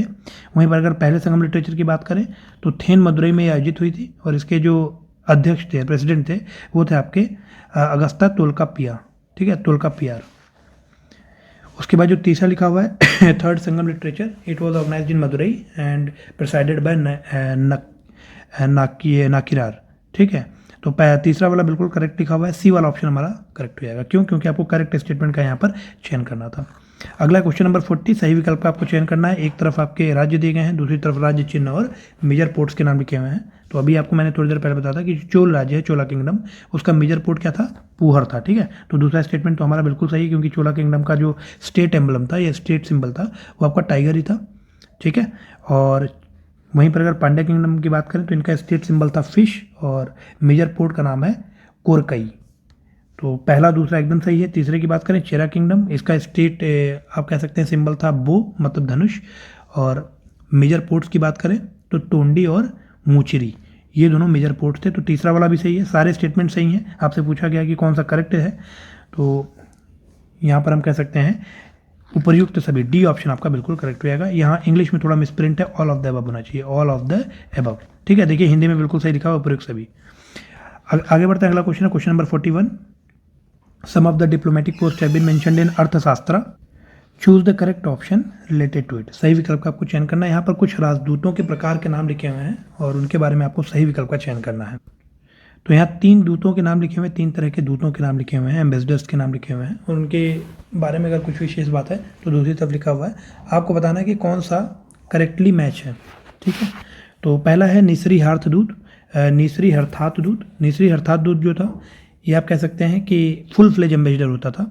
तो पहले का तो यहाँ पे देखिए पहला गलत लिखा हुआ है, और जो स्पेशल मैसेंजर लिखा हुआ है वो आपका सासना हरा दूत होता था। ठीक है, तो पहला और तीसरा इन्वर्स रिटर्न है। दूसरा जो लिखा हुआ है परमितार्थ दूत, ये आप कह सकते हैं कि समझौता वार्ता में जो इसके आदेश होते थे इसके परे नहीं जाया जा सकता था। तो दूसरा स्टेटमेंट बिल्कुल सही लिखा हुआ है, करेक्ट का चयन करना था, तो बी ऑप्शन हमारे यहाँ पर करेक्ट हो जाएगा। अगला क्वेश्चन नंबर 42, करेक्ट ऑप्शन का यहाँ पर चयन करना है related to the certain important officials of modern administration. Maurya प्रशासन के कुछ महत्वपूर्ण अधिकारियों से संबंधित सही विकल्प का आपको चयन करना है। संस्था अध्यक्ष या संस्था अध्यक्ष के बारे में लिखा हुआ है बाजार का अधीक्षक, जो कि बिल्कुल सही लिखा हुआ है। दूसरा लिखा हुआ है रूप दर्शक। रूप दर्शक ध्यान रखिएगा, ये सिक्कों का निरीक्षक होता था, इंस्पेक्टर ऑफ कॉइन्स, ठीक है। वहीं पर अगर पौटवाध्यक्ष की हम बात करें तो मानकीकृत भार व माप का प्रभारी हुआ करता था, मतलब incharge of standardize weight and measurements department. तो दूसरा तीसरा इन्वर्स रिटर्न है, पहला सही है, ये वाला ऑप्शन हमारा बिल्कुल करेक्ट हो जाएगा। आगे बढ़ते हैं, अगला क्वेश्चन नंबर 43। सही विकल्प का आपको चयन करना है। एक तरफ राज्य है, दूसरी तरफ राजधानी का नाम लिखा हुआ है। तो उत्तरापथ जो राज्य था उसकी राजधानी क्या है? उसकी राजधानी लिखा हुआ है तोसाली। ध्यान रखिएगा, उत्तरापथ राज्य की जो राजधानी थी वो आपका तक्षशिला थी, तक्षशिला, ना कि तोसाली। तो पहला हमारा गलत हो गया। वहीं पर फ्रेंड्स अगर दक्षिण पथ की हम बात करें तो स्वर्णगिरी इसकी कैपिटल थी। अवंतिरथ की बात करें उज्जैन कैपिटल थी, और कलिंग की तसाली या धौली कैपिटल थी, ठीक है। तो यहाँ पर 2 3 4 सही मिलान है, पहला गलत दिया हुआ है। तो हम कह सकते हैं कि ऑप्शन कौन सा सही हो जाएगा? यहाँ पर आप देखिए सी ऑप्शन आपका बिल्कुल करेक्ट होगा, ठीक है। तो फ्रेंड्स क्वेश्चन नंबर 43 का सी वाला ऑप्शन हमारा करेक्ट। अगला क्वेश्चन है friends question number 44। Which of the following options are not correct? पूछा जा रहा है कि इनमें से कौन सा सही विकल्प नहीं है। Ashoka was appointed the viceroy of Takshashila and Ujjain during the rain of Bindusara. तो पहला स्टेटमेंट बिल्कुल सही है। दूसरे स्टेटमेंट को देखते हैं। Prince Mahendra the only son of Ashoka to be mentioned by his name in the inscription. राजकुमार महेंद्र अशोक का एकमात्र ऐसा पुत्र है जिसका उल्लेख अभिलेखों में उसके नाम से किया जाता है। तो ध्यान रखिएगा, यहाँ पर महेंद्र नहीं होगा, यहाँ पर होगा तिवारा, ठीक है, तिवारा होगा। तो दूसरा स्टेटमेंट हमारा गलत है। तीसरा है पाटलिपुत्र में तृतीय बौद्ध संगीत का आयोजन सम्राट अशोक ने अपने शासनकाल के 18वें वर्ष में कराया था, जो कि बिल्कुल सही है। दूसरा गलत है, इसलिए बी वाला ऑप्शन हमारा करेक्ट है, क्योंकि आपसे गलत स्टेटमेंट ही चूज करने के लिए कहा गया था। अगला क्वेश्चन नंबर 45। करेक्ट ऑप्शन का आपको चयन करना है। Related to the major rock edicts of the Ashoka. Ashoka के जो बृहद प्रस्तर या आप कह सकते हैं अभिलेखों संबंधित सही विकल्प का चयन करना है। पहला लिखा हुआ है first addict, prohibition of animal sacrifice. तो पहला स्टेटमेंट हमारा बिल्कुल सही है। दूसरा स्टेटमेंट मतलब पशुओं की बलि पर प्रतिबंध लगाया गया था, पहले अभिलेख में ये चीज़ लिखी थी। दूसरा ऑप्शन है आपका फोर्थ एडिक्ट के बारे में, चौथे अभिलेख के बारे में। यहाँ पर कहा जा रहा है कि धम्म घोष के स्थान पर भेरी घोष का प्रतिपादन किया गया था और सम्राट अशोक ने इस कार्य को सबसे अधिक महत्व दिया था। तो उल्टा लिखा हुआ actually, dhamma ghosha was replaced by bheri ghosha नहीं होगा, bheri ghosha was replaced by dhamma ghosha. मतलब धम्मा घोष के स्थान के बजाय भेरी घोष के स्थान पर धम्मा घोषा का प्रतिपादन किया गया था, ठीक है। ये उल्टा लिखा हुआ एक्चुअली, पहले भेरी होगा फिर धम्मा घोषा होगा। तो दूसरा स्टेटमेंट हमारा गलत है, आपसे करेक्ट स्टेटमेंट चूज करने के लिए कहा गया था, ए ऑप्शन आपका करेक्ट हो जाएगा। अगला क्वेश्चन नंबर 46। करेक्ट ऑप्शन का यहाँ पर चयन करना है। Related to the features of some important pillar edicts of Ashoka. तो जो स्तंभ अभिलेख हैं अशोका के, उनसे रिलेटेड कुछ स्टेटमेंट्स लिखे गए, आपको सही वाक्य का चयन करना है। First pillar addict social code, मतलब प्रथम स्तंभ अभिलेख सामाजिक संहिता, जो कि बिल्कुल सही है। तृतीय स्तंभ अभिलेख आप कह सकते हैं आत्मा और पाप के बारे में मेंशन है। चतुर्थ स्तंभ अभिलेख में राजुका के बारे में मेंशन है। षष्ठ स्तंभ अभिलेख या सिक्स्थ पिलर एडिक्ट में वेलफेयर ऑफ पीपल या लोक कल्याण की बात की गई है। तो 1 2 3 4 ये चारों ऑप्शन सही हैं, करेक्ट का ही चयन करना था। पांचवा देख लेते हैं। Seventh pillar addict prohibition regarding the animal sacrifice, पशु हत्या पर प्रतिबंध। ये आपका एक्चुअली 7वें पिलर एडिक्ट में नहीं है, ये आपके 5वें पिलर एडिक्ट में दिया गया है, ठीक है। Prohibition regarding the animal sacrifice ये आपका 5th पिलर एडिक्ट बताता है, ना कि 7वां, ठीक है। बाकी अगर 7th पिलर एडिक्ट की हम बात करें तो यहाँ पर धम्म महामात्रास की बात की गई है। जो 7वां पिलर एडिक्ट है उसमें धम्म महामात्रास की बात की गई है। तो आप देखिए 5वां गलत है, 1 2 3 4 सही है। तो ऑप्शन देख लेते हैं, इसमें डी वाला ऑप्शन हमारा बिल्कुल करेक्ट हो जाएगा, 1 2 3 एंड 4, क्योंकि 5वां वाला ऑप्शन यहाँ पर गलत दिया गया है। अगला क्वेश्चन नंबर 47। करेक्ट ऑप्शन का आपको यहाँ पर चयन करना है सही विकल्प का। कांधार अभिलेख लिखा है सभी मनुष्य मेरी संतान है, वाक्य का उल्लेख किया गया है। तो एक्चुअली ये वाक्य का उल्लेख है कलिंगा एडिक्ट में, ठीक है। कलिंगा जो एडिक्ट है, कलिंग अभिलेख, उसमें ये बात कही गई है सभी मनुष्य मेरी संतान है। बाकी अगर कांधार एडिक्ट की बात करेंगे तो ये बाइलिंगुअल था, ग्रीक और अरेमिक इंस्क्रिप्शन ये दोनों में मिलता है, ठीक है। तो बाइलिंगुअल था, बाइलिंगुअल ग्रीक या अरेमिक इंस्क्रिप्शन ये है जो आपका कांधार इंस्क्रिप्शन था। तो देखिए पहला और दूसरा ऑप्शन जो है ये आपका इनवर्स लिखा हुआ है। तीसरा ऑप्शन जो है इंस्क्रिप्शन एट शाहबाज गढ़ी और Mansehra, written in Kharoshthi script, तो ये वाला भी बिल्कुल करेक्ट लिखा हुआ है। जो सहबाज गढ़ी और मानसेरा का अभिलेख है, ये खरोष्ठी लिपि में लिखा गया है, ठीक है। तो पहला और तीसरा स्टेटमेंट सही है, पहला और दूसरा इन्वर्स रिटन है, इसलिए आपको करेक्ट चूज करना था, तो सी वाला ऑप्शन यहाँ पर करेक्ट हो जाएगा, ओनली 3। अगला क्वेश्चन है क्वेश्चन नंबर 48। यहाँ पर अब आपको देखिए नॉट करेक्ट या इनकरेक्ट ऑप्शन का चयन करना है। तो Girnar rock inscription of Rudradaman mention the Sudarshan lake constructed by the Pushyagupta, we can say that president or प्रमुख of Saurashtra during the Chandragupta Maurya's reign. Rudradaman का जो गिरनार शिलालेख है, इसमें पुष्यगुप्त द्वारा सुदर्शन झील के निर्माण का उल्लेख किया गया है, जो चंद्रगुप्त मौर्य के शासनकाल में सौराष्ट्र का प्रमुख हुआ करता था। तो पहला स्टेटमेंट यहाँ बिल्कुल सही है। अगर दूसरे स्टेटमेंट की हम बात करें, सोगौड़ा ताम्रपत्र अभिलेख और महास्थान अशोक के इस अभिलेख में कलिंग में उस समय पड़े अकाल के दौरान अपनाए गए राहत उपायों का उल्लेख किया गया था। तो उस समय कलिंग में जो अकाल था नहीं पड़ा था, ध्यान रखिएगा, मगध में अकाल पड़ा था, ठीक है। तो कलिंग नहीं होगा, यहाँ पे होना चाहिए था मगध। तो इस तरह से सेकंड स्टेटमेंट हमारा गलत है, पहला सही है, तो आपसे गलत का चयन करना था, तो बी वाला ऑप्शन हमारा करेक्ट हो जाएगा, ओनली 2। आगे बढ़ते हैं, अगला क्वेश्चन है क्वेश्चन नंबर 49। करेक्ट ऑप्शन का आपको यहाँ पर चयन करना है। पहला लिखा हुआ है Pushyamitra Sunga, he was the hero of Kalidasa's Malavikagnimitram described in his drama as the viceroy of Vidisha. Kalidasa का जो ड्रामा था मालविकाग्निमित्रम, तो इसी में नाम लिखा हुआ है हीरो का अग्निमित्र, ध्यान रखिएगा। पुष्यमित्र सुंग हीरो नहीं था, कालिदास की जो मालविकाग्निमित्रम थी उसके हीरो का नाम था अग्निमित्र, जिसे विदिशा का वायसराय दिखाया गया था ड्रामा में, ठीक है। तो पहला स्टेटमेंट हमारा गलत हो गया। दूसरे की बात करें, भागभद्र को देवभूमि के नाम से जाना जाता है, तो ध्यान रखिएगा देवभूति को देवभूमि के नाम से जाना जाता है, देवभूति, भूति, इनको देवभूमि के नाम से जाना जाता है। And he was the last ruler of Sunga dynasty, Sunga dynasty का ये लास्ट रूलर या अंतिम शासक था, ठीक है। तो दूसरा स्टेटमेंट भी हमारा गलत है, पहले दोनों दूसरे गलत हैं, तो कोई भी सही नहीं है, डी ऑप्शन हमारा करेक्ट हो जाएगा, नन ऑफ द एबव, ठीक है। आगे बढ़ते हैं, अगला क्वेश्चन है question number 50। Which of the following option is not correct? Wima Kadphises was a firm devotee of Shiva and proclaimed himself as a Maheshvara on his coins. तो विम खड़फसीस भगवान शिव का परम भक्त था और उसने अपने सिक्कों पर स्वयं को महेश्वरा घोषित किया था। तो पहला स्टेटमेंट हमारा बिल्कुल सही है। दूसरे की बात करते हैं, दूसरा स्टेटमेंट है कुजुल खड़फसीस ने धर्माठिडा और सचा धर्माठिडा की उपाधि धारण की थी, दूसरा स्टेटमेंट भी हमारा सही है। तीसरा देख लेते हैं, वासुदेव द्वितीय ने देवपुत्र की उपाधि धारण की थी और कुछ सिक्कों में उसे नुकीली टोपी पहने हुए दर्शाया गया है। Kujula Kadphises adopted the title of Devaputra and has been shown wearing a peaked helmet on some coins. तो ध्यान रखिएगा ये बात कनिष्का के बारे में सही होगी, वासुदेव द्वितीय के बारे में नहीं। कनिष्क ने देवपुत्र की उपाधि धारण की थी, कनिष्क ने, ध्यान रखिएगा कनिष्क ने, ठीक है। और अपने कुछ सिक्कों में उसने नुकीली टोपी पहने हुए खुद को दर्शाया है। तो केवल तीसरा स्टेटमेंट आप कह सकते हैं गलत है, बाकी दोनों सही हैं, तो आपको गलत का चयन करना था, सी ऑप्शन आपका करेक्ट हो जाएगा। आगे बढ़ते हैं, अगला क्वेश्चन है क्वेश्चन नंबर 51। करेक्ट ऑप्शन का आपको यहाँ पर चयन करना है। तो पहला स्टेटमेंट यहाँ पर लिखा हुआ है friends, bone artifacts have been excavated from Mahadaha located in Uttar Pradesh. Arrowheads and bone ornaments have been discovered from the Mahadaha. तो पहला स्टेटमेंट हमारा बिल्कुल करेक्ट है। उत्तर प्रदेश स्थित महादाह से हड्डियों से बनी कलाकृतियां प्राप्त हुई हैं और तीर और हड्डियों से बने गहने भी प्राप्त हुए, ध्यान रखिएगा। उसके बाद यहाँ पर दूसरा स्टेटमेंट लिखा हुआ है, मध्य पाषाणकालीन पाषाण काल स्थलों पर जानवरों के चित्रों को प्रमुखता दी गई है और इन कला स्थलों में कई बार सांपों के चित्र को दर्शाया गया है। तो ध्यान रखिएगा मीजोलिथिक रॉक आर्ट्स में कहीं पर भी सांप नहीं दर्शाए गए हैं, ठीक है। तो दूसरा स्टेटमेंट हमारा गलत हो जाएगा। तीसरा देख लेते हैं, गोदावरी घाटी में स्थित विशाल जोरवे संस्कृति स्थल जो कांसे की वस्तुओं से मिलने के कारण प्रसिद्ध है। तीसरा स्टेटमेंट हमारा बिल्कुल सही है, दूसरा गलत है। करेक्ट ऑप्शन का चयन करना है, तो 1 और 3 हमारा करेक्ट हो जाएगा, ए ऑप्शन इसका करेक्ट होगा। आगे बढ़ते हैं, अगला क्वेश्चन है क्वेश्चन नंबर 52। करेक्ट ऑप्शन का ही आपको चयन करना है, देख लेते हैं।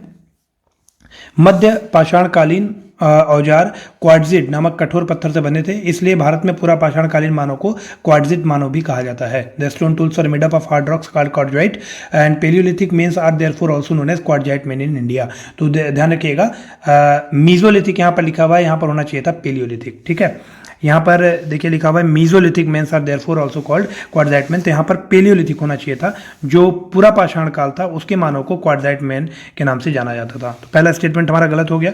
Use of hand axe choppers cleavers mainly for chopping digging and extracting the skin of the animal in the upper palaeolithic age. Upper palaeolithic age की बात नहीं होगी यहाँ पर, अर्ली पेलियोलिथिक एज में या उत्तर पूरा पाषाण काल में हथौड़ी कुल्हाड़ी और छुरे का प्रयोग मुख्यतः काटने खोदने और जानवरों की खाल उतारने के लिए किया जाता था। ध्यान रखिएगा उत्तर पूरा पाषाण काल की बात, यहाँ पर उत्तर पूर्व पाषाण काल लिखा हुआ है, ध्यान रखिएगा यहाँ पर अर्ली पूरा मतलब पूर्व पूरा पाषाण काल की बात की जाएगी, ठीक है। अर्ली पैलियोलिथिक एज की बात लिखी हुई है, तो दूसरा स्टेटमेंट भी हमारा गलत हो जाएगा।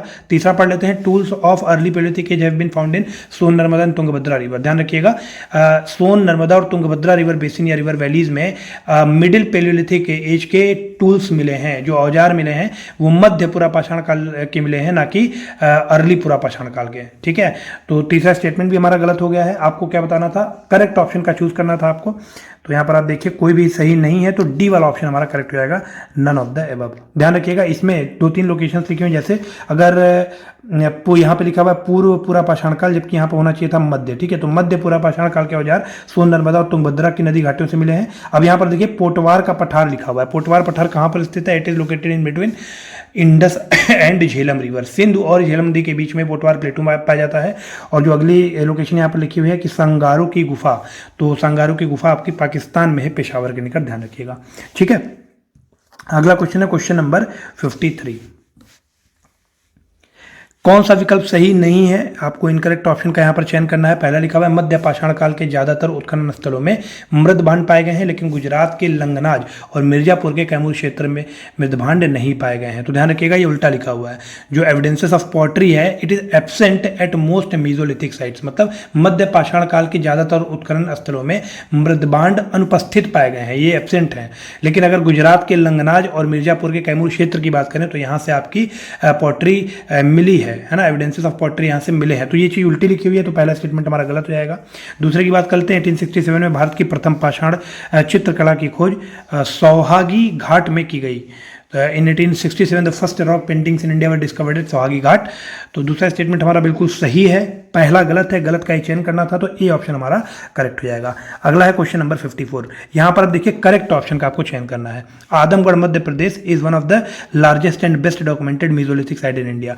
आदमगढ़ मध्य प्रदेश को मध्य पाषाणकालीन भारत के सबसे विशाल और सर्वश्रेष्ठ उत्खनन स्थल के रूप में वर्णित किया गया है। तो ये गलत हो जाएगा, आदमगढ़ नहीं होना चाहिए, यहाँ पर बागोर होना चाहिए, ध्यान रखिएगा। बागोर कहाँ पर है? बागोर आपका राजस्थान में है, ठीक है। तो बागोर राजस्थान जो है वो मध्य पाषाणकालीन भारत के सबसे विशाल और सर्वश्रेष्ठ उत्खनन स्थल के रूप में वर्णित किया गया है, ध्यान रखिएगा। तो पहला स्टेटमेंट तो हमारा गलत हो गया। दूसरा लिखा है बागोर और बेलन घाटी जो कि मिर्जापुर में है, दोनों से ही पशुपालन के सबसे प्राचीनतम प्रमाण मिले हैं। यहाँ पर भी बेलन घाटी नहीं होना चाहिए, यहाँ पर क्या होना चाहिए? यहाँ पर आपका होना चाहिए, एक तो आपका बागोर हो गया और दूसरा हो जाएगा आदमगढ़, जो कि आपका मध्य प्रदेश में है। तो बागौर और आदमगढ़ से ही पशुपालन के सबसे प्राचीन प्रमाण मिले हैं। तो दूसरा भी हमारा गलत हो गया। तीसरा स्टेटमेंट देख लेते हैं फ्रेंड्स। तीसरा लिखा हुआ है कि bone metal tools have been found only at the cave sites of Kurnool and Muchchatla Chintamani Gavi, जो कि आंध्र प्रदेश में है। तो ये बिल्कुल स्टेटमेंट सही है। जो बोन मेड टूल्स हैं जो कि आपके लेट पैलियोलिथिक एज से संबंध रखते हैं, उत्तर पूरा पाषाण काल से, है ना, उनके एविडेंसेस, उनके औजार केवल कुरनूल की गुफाओं और आंध्र प्रदेश के मुछातला चिंतामणि गावी में पाए गए हैं। तो तीसरा हमारा सही है, पहले दोनों गलत है, आपको सही विकल्प का चयन करना था। तो सी ऑप्शन यहाँ पर करेक्ट हो जाएगा, केवल 3, ठीक है, क्या ओनली 3। अगला है question number 55। From which excavation site bone artifacts including arrowheads and bone ornament have been found? तो आपसे अगला क्वेश्चन पूछ रहा है कि किस उत्खनन स्थल से हड्डियों से बनी कलाकृतियां मिली हैं, साथ ही 13 हड्डियों से बने गहने भी प्राप्त हुए हैं। तो वो आपका महादहा यूपी हो जाएगा, महादहा उत्तर प्रदेश। इसी में क्वेश्चन का अगला पार्ट है, which of the following excavation site is situated to the south of Krishna river. तो जो आपका तिन्ने वैली है, तिन्ने वैली आपका तमिलनाडु में, ध्यान रखिएगा, कृष्णा नदी के दक्षिण में, ठीक है, कृष्णा नदी के दक्षिण में तमिलनाडु में मौजूद है तिन्ने वैली। ये ऑप्शन आपका बिल्कुल करेक्ट हो जाएगा। अगला है question number 56। Based on the types of axes used 3 important areas of neolithic settlements can be identified, select the correct option related to it. कुल्हाड़ी के प्रकार के आधार पर 9 पाषाणकालीन बस्तियों के महत्वपूर्ण क्षेत्रों की पहचान की गई है। तो आपको सही विकल्प का चयन करना है। अगर हम बात करेंगे उत्तरी पश्चिमी क्षेत्र की, तो ध्यान रखिएगा यहां से आयताकार कुल्हाड़ियां प्राप्त हुई हैं, ना कि अंडाकार किनारों वाली कुल्हाड़ियां, ठीक है। तो इसका ये सही हो जाएगा। अगर उत्तर पूर्वी क्षेत्र की हम बात करें तो यहां से पॉलिश किए गए पत्थर की कुल्हाड़ियां प्राप्त हुई हैं, ना कि रेक्टेंगुलर या आयताकार कुल्हाड़ियां। तो इसका ये हो जाएगा। और अगर दक्षिणी क्षेत्र की बात करेंगे तो यहां से अंडाकार किनारों वाली कुल्हाड़ियां प्राप्त हुई हैं, जिनके हत्थे नुकीले हुए करते थे, ठीक है। तो इसका पहला हो जाएगा। तो देखिए तीनों ही गलत मिलान है और आपको सही विकल्प का चयन करना था, कोई भी इसमें सही नहीं है। तो डी ऑप्शन हमारा करेक्ट हो जाएगा, नन ऑफ द एबव, ठीक है। आगे बढ़ते हैं। अगला क्वेश्चन है क्वेश्चन नंबर 57। करेक्ट ऑप्शन का आपको चयन करना है, सही विकल्प का। Brahmagiri and Piklihal evidences of cattle herding, ध्यान रखिएगा, बिल्कुल सही है पहला स्टेटमेंट, ब्रह्मगिरी एंड पिकलीहल और साथ ही साथ मस्की, ठीक है, ब्रह्मगिरी, पिकलीहल एंड मस्की, इन तीनों जगहों से आप हम कह सकते हैं कि मवेशियों चारण के प्रमाण मिले हैं, मवेशी चारण के प्रमाण मिले हैं या एविडेंसेस ऑफ कैटल हर्डिंग। तो पहला हमारा सही है। दूसरे की बात करें, मस्की में लिखा है एविडेंसेस ऑफ कम्युनिटी फेस्ट, सामूहिक भोजन तैयार और दावत के प्रमाण कहां से प्राप्त हुए, तो ये मस्की नहीं होगा, यहां पर हो जाएगा बुढ़ीहल, ठीक है, तो ये मस्की गलत है यहां पर। तो दूसरा स्टेटमेंट हमारा गलत हो गया। गारो hills in Meghalaya and Chirand इन बिहार, यहां से हड्डियों और विशेषकर सींगों से बने औजार के प्रयोग के प्रमाण प्राप्त हुए हैं। तो तीसरा स्टेटमेंट हमारा बिल्कुल सही है। तो देखिए पहला और तीसरा सही है, दूसरा गलत है। तो यहां पर आंसर क्या हो जाएगा, B1 एंड 3, क्योंकि आपको सही विकल्प का चयन करना था।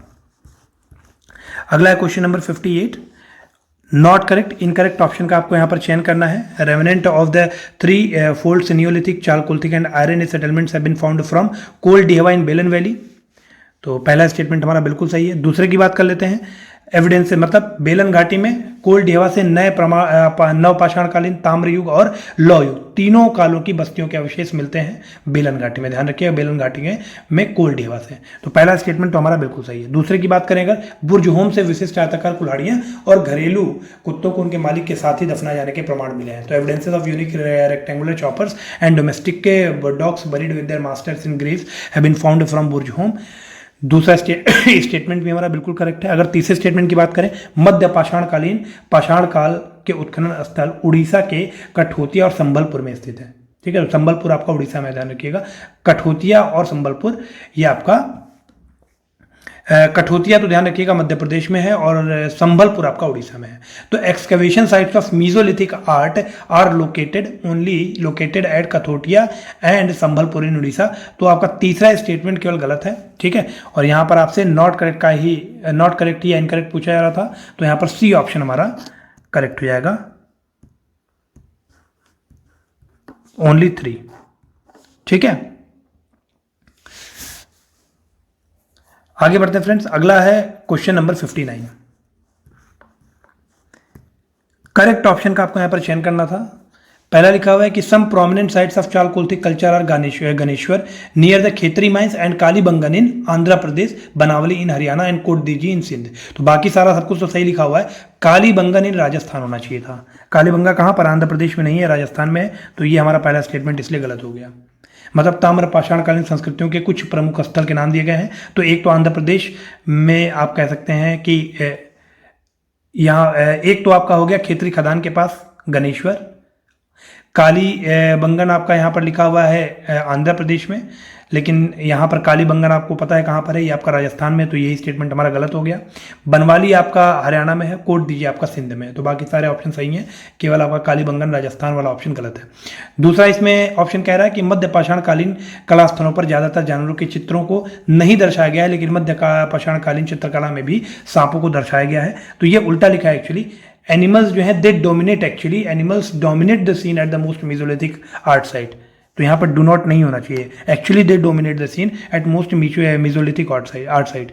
However snakes are not depicted in the mesolithic paintings, मतलब जो नो, और we can say that no snakes are depicted in the mesolithic painting, मतलब सर्पों को कभी भी नहीं दर्शाया गया है। तो यहाँ पर एक्चुअली उल्टा लिखा हुआ है। तो दोनों स्टेटमेंट हमारे गलत है, करेक्ट ऑप्शन का चयन करना था, कोई भी सही नहीं है, इसलिए डी वाला ऑप्शन हमारा करेक्ट हो जाएगा, नन ऑफ द अबव, ठीक है। अगला है क्वेश्चन नंबर 60। सही विकल्प का आपको चयन करना है ताम्र पाषाणकालीन स्थलों से संबंधित। पहला लिखा हुआ है Daimabad. So it is the largest Jorwe culture site in the Godavari valley, famous for the recovery of bronze goods. Godavari घाटी में स्थित विशालतम जोरवे का संस्कृति स्थल है, जो कि कांसे से निर्मित वस्तुओं के साक्ष्य मिलने के कारण प्रसिद्ध है। पहला स्टेटमेंट हमारा बिल्कुल सही है। कायथा जो है ये आप कह सकते हैं हड़प्पा संस्कृति से पहले पाए गए लिपे गए फर्श और मृतभांड तत्व होते हैं। तो एक्चुअली ये उल्टा लिखा हुआ है। वहीं पर अगर हम मालवा की बात करेंगे तो यह शानदार ताम्रयुगीन मिट्टी के पात्र और धुरी वाले चक्र होते हैं, ठीक है। तो दूसरा तीसरा इनवर्स लिखा है, पहला सही है, सही विकल्प का ही आपको चयन करना था। तो ए ऑप्शन आपका करेक्ट हो जाएगा। अगला है question number 61। Which of the following option is incorrect और नॉट करेक्ट, मतलब आपको गलत विकल्प का चयन करना है। हड़प्पा सभ्यता पश्चिम एशिया की प्रथम नगरीय सभ्यता थी। यह सभ्यता मेसोपोटामिया और मिस्र की सभ्यताओं की समकालीन थी। तो कह सकते हैं कि ये स्टेटमेंट गलत लिखा हुआ है। क्यों? क्योंकि हड़प्पा सभ्यता पश्चिमी एशिया नहीं होगा, साउथ एशिया होगा, है ना। हड़प्पा स्थल साउथ एशिया है, वहाँ की प्रथम नगरीय सभ्यता थी, ना कि पश्चिमी एशिया की। तो यहाँ पर होना चाहिए दक्षिणी, पश्चिमी की वजह होना चाहिए दक्षिणी। ठीक है, तो पहला स्टेटमेंट गलत हो गया। पूर्ण विकसित हड़प्पा काल को प्रादेशिकरण युग कहा जाता है। यह हड़प्पा सभ्यता का रचनात्मक आद्य नगरी चरण था। तो ध्यान रखिएगा, पूर्ण विकसित हड़प्पा काल को प्रादेशिक युग, या हम कह सकते हैं पूर्ण विकसित कहना गलत होगा, अर्ली हड़प्पन जो फेज था हमारा, मेच्योर्ड नहीं होगा, ये मेच्योर्ड हड़प्पन फेज गलत लिखा हुआ है। जो रीजनलाइजेशन एरा था वो अर्ली हड़प्पन फेज को कहा जाता था, है ना। जो पूर्व हड़प्पन काल था उसको कहा जाता था। तो दूसरा स्टेटमेंट भी हमारा गलत है, आपसे इनकरेक्ट पूछा गया था तो दोनों गलत हैं। तो सी वाला ऑप्शन हमारा करेक्ट हो जाएगा, बोथ 1 and 2, क्योंकि दोनों गलत हैं। तो यहाँ पर फ्रेंड्स पश्चिमी एशिया नहीं होना चाहिए, दक्षिणी एशिया होना चाहिए, पहला भी गलत हो गया। और दूसरा ये पूर्ण विकसित नहीं होना चाहिए, मेच्योर्ड की जगह अर्ली होना चाहिए। ठीक है, तो इस तरह से आप देखिए, तो दोनों ही गलत है, नॉट करेक्ट का चयन करना था, सी वाला ऑप्शन हमारा करेक्ट हो जाएगा। अगला क्वेश्चन नंबर 62 करेक्ट ऑप्शन का आपको यहाँ पर चयन करना है, सही विकल्प का आपको चयन करना है। उत्तर हड़प्पा काल या एकीकरण युग हड़प्पा सभ्यता का शहरी चरण था, जो कि पूर्ण रूप से विकसित सभ्यता की विशेषताओं को दर्शाता है। पहला स्टेटमेंट कह रहा है ये। तो उत्तर हड़प्पा काल या फिर लेट हड़प्पन साइट्स की अगर हम बात करें तो उसके बजाय हम ये कह सकते हैं कि यहाँ पर मेच्योर हड़प्पन फेज होना चाहिए था। The urban mature Harappan phase और the integrated era was the phase of Harappan civilisation and which shows the characteristics of the full fledge civilisation. तो अगर पूर्ण रूप से विकसित सभ्यता की बात की जाएगी तो उत्तर हड़प्पा काल नहीं होगा, वो आपका मेच्योर्ड हड़प्पन फेज होगा। ठीक है, तो पहला स्टेटमेंट हमारा गलत है। दूसरे स्टेटमेंट की अगर बात करें, द आरंभिक हड़प्पा पुरातत्विक स्थल गुजरात में पादरी, राजस्थान में कालीबंगन, कच्छ में ढोलावीरा और पश्चिमी पंजाब में हड़प्पा इत्यादि हैं। Early Harappan archaeological sites are Padri in Gujarat, Kalibangan in Rajasthan, Dholavira in Kutch and Harappa in west Punjab etcetera. तो दूसरा स्टेटमेंट हमारा बिल्कुल सही है। तीसरे स्टेटमेंट की अगर हम बात करें तो उत्तर हड़प्पा काल 4 भौगोलिक क्षेत्रों से मिलकर बना था, तो ये स्टेटमेंट गलत हो जाएगा तीसरा वाला। क्यों? क्योंकि जो उत्तर हड़प्पा काल है ये आपका 5 भौगोलिक क्षेत्रों से मिलकर के बना हुआ है, और वो 5 भौगोलिक क्षेत्र कौन कौन से हैं? तो वो पश्चिमी पंजाब चरण, पूर्वी पंजाब चरण, झुकार चरण और रंगपुर चरण। और इसके अलावा जो 5वां था वो था आपका गंगा यमुना दोआब। ठीक है, गंगा यमुना दोआब मतलब गंगा रिवर और यमुना रिवर के बीच का जो स्थल है। तो सही विकल्प का चयन करना था, केवल दूसरा स्टेटमेंट हमारा करेक्ट है, बाकी दोनों पहला और तीसरा गलत है। इसलिए हम कह सकते हैं कि बी ऑप्शन इसका करेक्ट हो जाएगा, केवल 2 या 2 ओनली। अगला question number 63, which option related to the town planning of Harappan civilization is not correct.